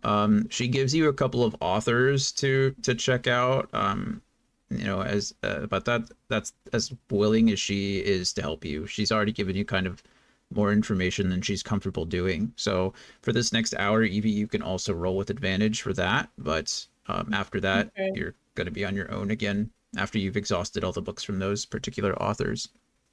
So, for out of character information, just so you know, this started, as far as the investigation rule goes, it starts at a very high DC. And I'll be completely honest with you, only one of you was even capable of succeeding on this last one. But after each hour of investigating, obviously you're exhausting more and more resources, so the DC will decrease. So each hour that you spend, the action or to complete the activity will get easier. But the DC is pretty high. So yeah, that's pretty much where we're at right now. We'll need some nat 20s from people who have the good modifiers. Got it. Yeah. Like I said, I think some of you will be able to succeed at this point, so your odds are going up, pretty well. But even then, an hour of research in a library this big, it's like, if you've seen Harry Potter and they're trying to discover who Nicholas Flamel is, you guys haven't even gotten to the restricted section yet. So you got some time. There's a restricted area. No, it was a metaphor, but still, that's kind of where you stand. Yeah. So if everyone would, if we're sticking around, go ahead and roll me your second investigation check. Evie, Adom, and Kyle each have advantage. I'm tempted to give Emmy disadvantage just because of her narrative falling asleep, but I'm not going to do that because I'm a lovely person. Sometimes. Adom's like, why does it say Adom? Oh, right. I'm wondering like why Adom's is staying at 20. It's because I'm rolling my own dice. Adom with a 19. That's pretty close. Kyle with a 24. Oh shit. Imagine it's 25. Another his investigation. Correct. Okay. Wait, let me add my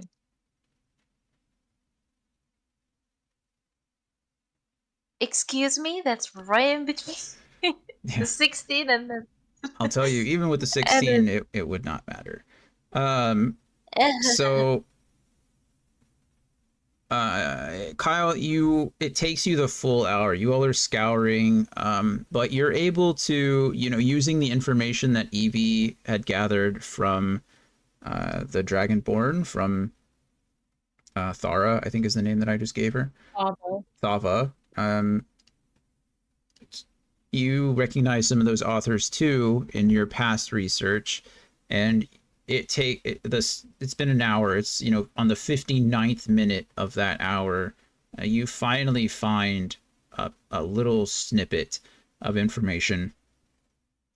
It's a reference to an additional journal. It's a small little pocket book, and you do actually.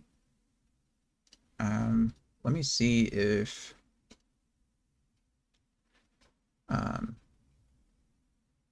Yeah, I don't even think they have a name. I'm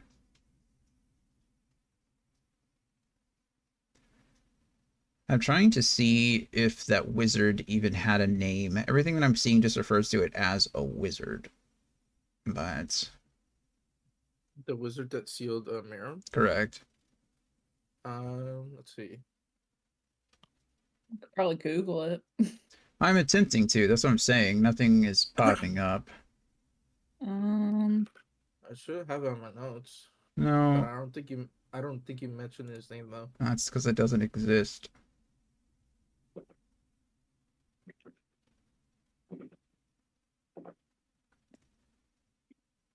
I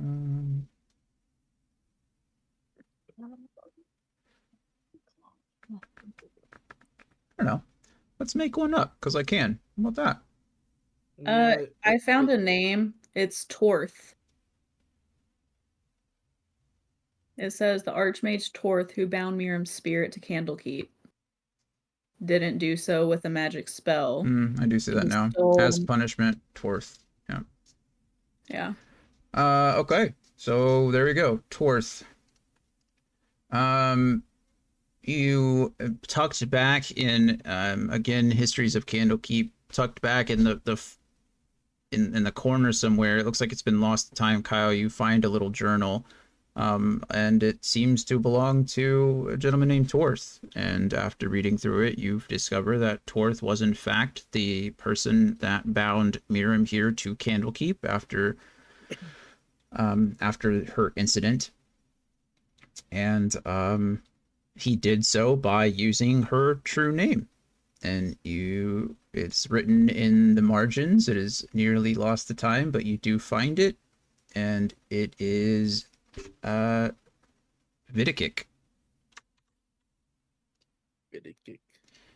Can you put that in the chat? Already done. What the fuck is that spelling? Wow. Vidikik.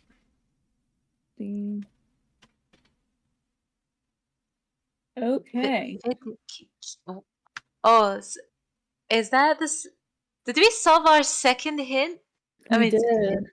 Yay! You did indeed. Oh my god, my brain. How many of you? Which of you had the passive perception over 17? Mine was 17. Yeah, me too. Mine was. Your first hour feels pretty normal. The second hour, or upon ending the second hour, you again get that feeling of being watched.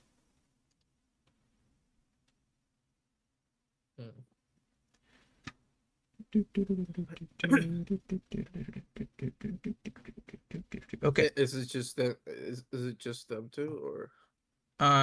Yeah. Right now, anyway, Alaric and Evie, you two get the feeling of being watched. So, out of character, I think someone's using this cry spell. Out of character. okay. Either that or they're invisible and watching. Like actively. Is it okay if you pull up the sheet real quick? I will in just a moment. I want to see with the information, with everything going on. We'll just go down the order. Evie, what? How are you feeling? What are we thinking? Oh, well, I feel that like someone's watching, and I kind of want to maybe detect magic. I'll tell you that is useless. There are so many magical things here. You would like everything would be glowing like a neon sign at a bar. Flashbang. I have see invisibility. Okay. I mean, if you'd like, you could just roll a perception check if you'd like to just look. All right. I'll roll a perception real quick.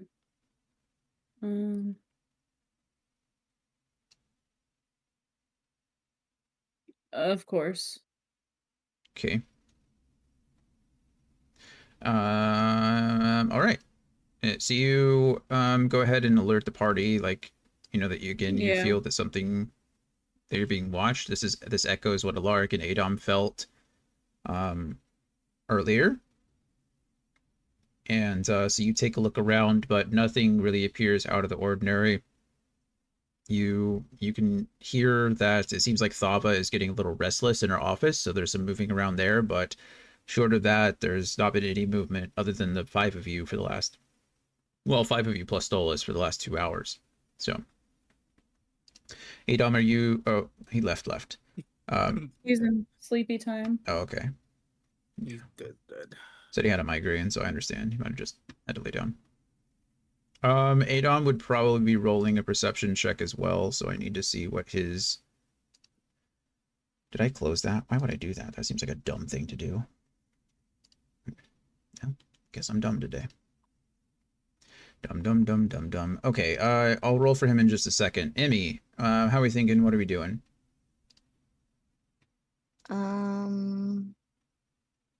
She will look around as well. Okay. Are you doing that? How are you doing that? You just looking? Just a perception check? She'll cast a see invisibility. Oh. Okay.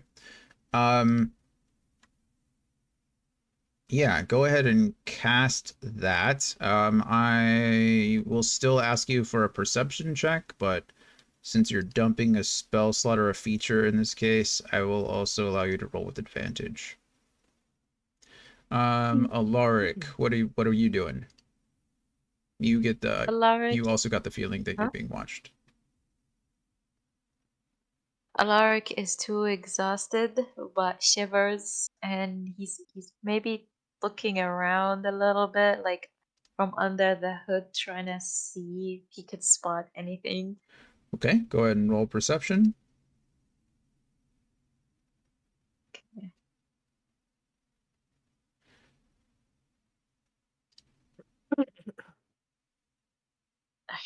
God. Even in my rolls, it's showing.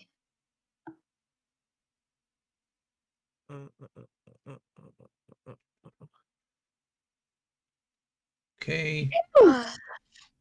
Well, you good? Yes, sorry, sneezed. Pussy. I'm back. I'm sorry about that. It's all good. If you'd like, you can go ahead and roll a perception check for me. You guys wrapped up your investigation here. Kyle was finally able to discover Miriam's true name. However, just before leaving, Evie and Alaric got the feeling of being watched again. So Evie has decided to roll, or has decided to look around, as has everyone else up to this point. So Alaric looks like a total of 15. Kyle, how are you feeling? Well, yeah, I'll look around and the same. Okay.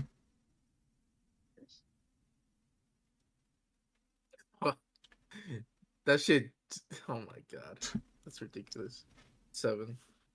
So Emmy looks like you got the highest potentially with you got rolled at 18. What's your modifier? 3. 3 with a 21. Yeah.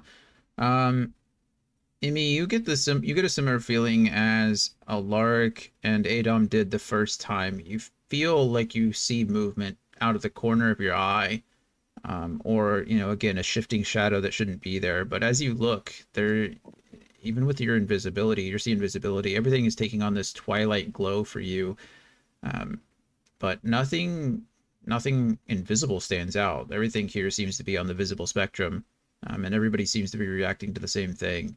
And unfortunately, none of you are able to track down the source of that feeling, whatever it may be. Let's see. As far as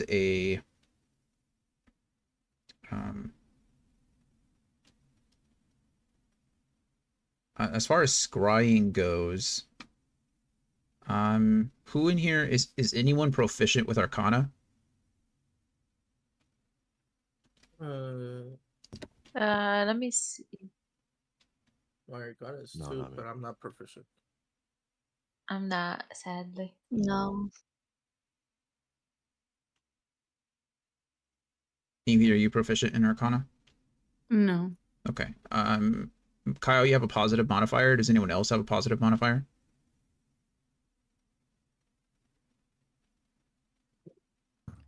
Negative. My Arcana is Negative. 1. Okay. Alaric, what's your positive modifier? Or do you have one? What is Arcana. modifier for what? Arcana 4. It's 4. Oh, okay. I'll let all three of you roll if you have a positive modifier. So Evie, Alaric, Kyle, I'm gonna let you all roll with disadvantage, but you can still add your modifier for Arcana. You're doing an Arcana check with disadvantage. Okay. Yeah, Arcana disadvantage. Does not matter. It does not matter. What are these rolls? Today was ruthless. This is so bad. I feel like this is worse than Roll20.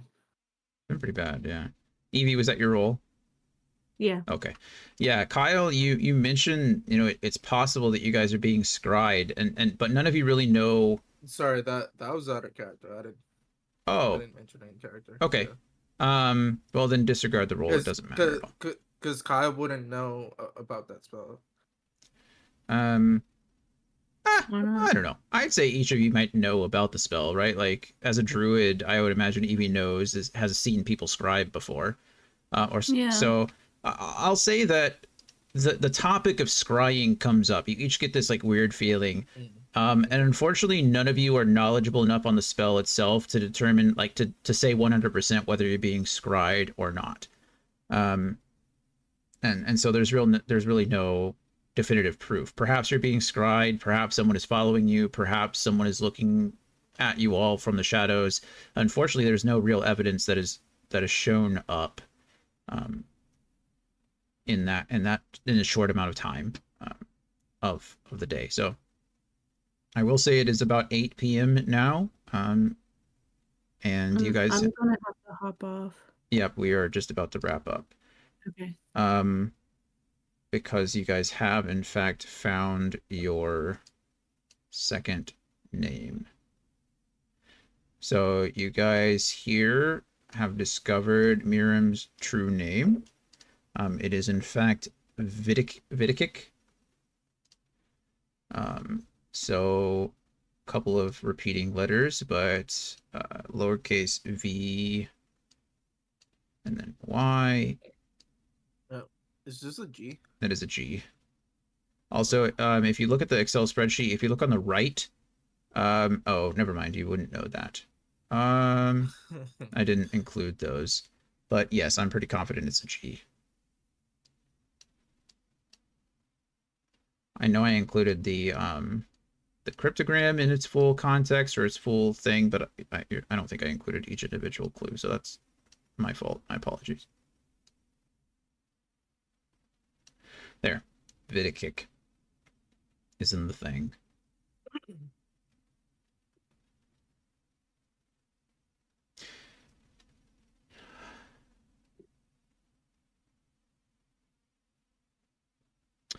All right. Good.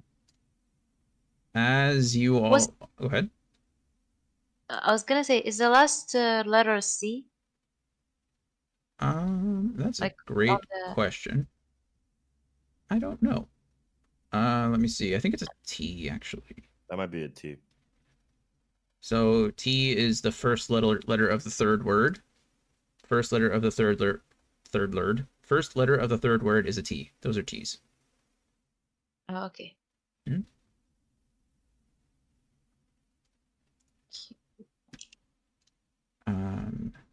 So what do we got?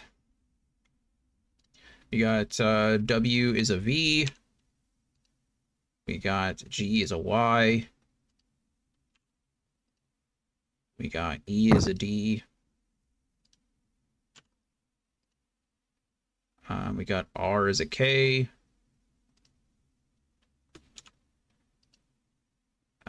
And we got T is a Q.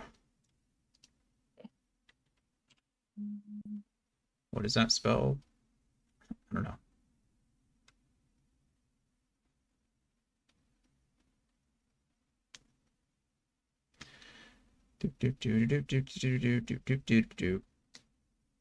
Okay, I'll let you guys continue that. You can do that whenever you like, because Mel has to leave. I want to try to wrap this up. As you all are leaving the library, or the Draconoicus, if you will, you hear a scuffling out of the corner of the room, and just as you turn around, you see an individual who has a knife to Thava's throat and says, thank you for the information. Monsoon will be very pleased. I'll take it to him after I kill you. And he slits Thava's throat, and all of you, when we get back, will roll initiative. Oh, Not the my old God. lady. And that's where we will You end sicko. today's session. Why? Dun, Why? dun, dun. Man. I bet this guy likes killing old ladies. Should write a TV show. No, My cliffhangers are not bangers. like this. Got the best cliffhangers around here. Actually, Oh Killing my old God. ladies. Did it Yep, make you that's mad? the best cliffhanger. Yes. And you found, and you, someone, he said a name, another name, so you discovered a name. He said he's taking the info to who?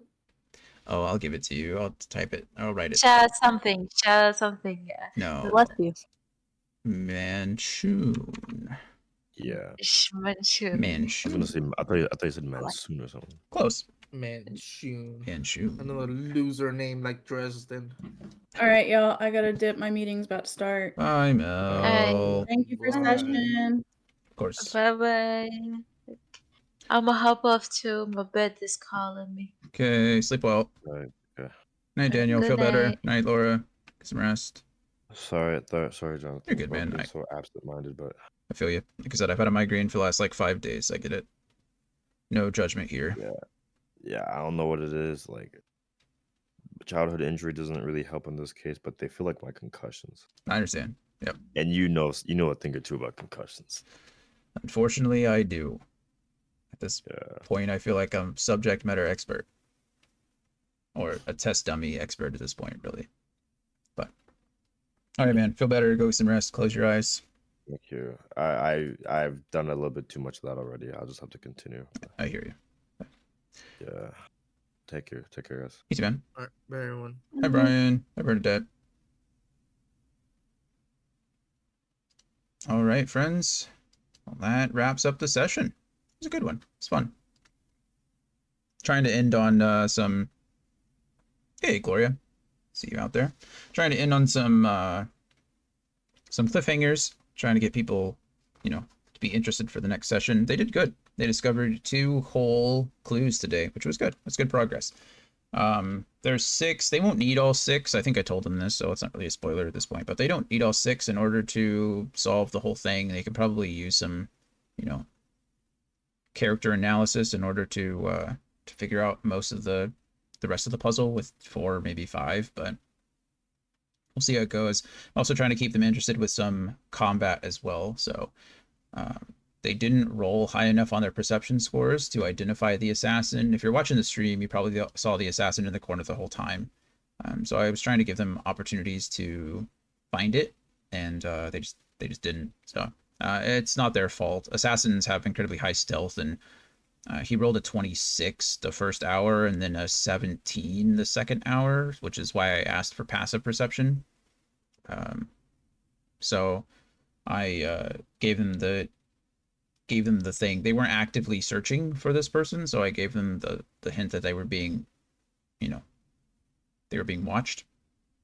And so that led them to rolling, and unfortunately they just didn't roll high enough. I rolled when they rolled perception, I rolled stealth again, and it just didn't succeed. So it happens. But yeah, they will be surprised next round. I'll probably just consider the slitting of the throat his action, and then we'll roll initiative on the next one and see where we go. So should be a good time. But yeah, that is it for me today. I'm going to feed my dogs in a little bit, lay down, and rest the rest of the night. Tomorrow is Thursday. I think I'm going to stream for a little bit tomorrow morning. I don't know what Brittany's plans are. She's going to be here Thursday, Friday with me. So I think I'm going to stream a little bit tomorrow morning. I might start a little early. We'll see how it goes. See if I can actually get up. But start stream a little early, stream for a few hours. It'll be another short one, I'm sure, especially if she's here. Sometimes when she's staying the night, she'll like show up later in the evening, like around dinner time. So I just need to clarify with her, so we'll figure it out. But either way, if I don't stream tomorrow morning, I am still streaming D&D tomorrow night. So we have our second session of, well, second true session of Rise of Tiamat, which is should be a good time.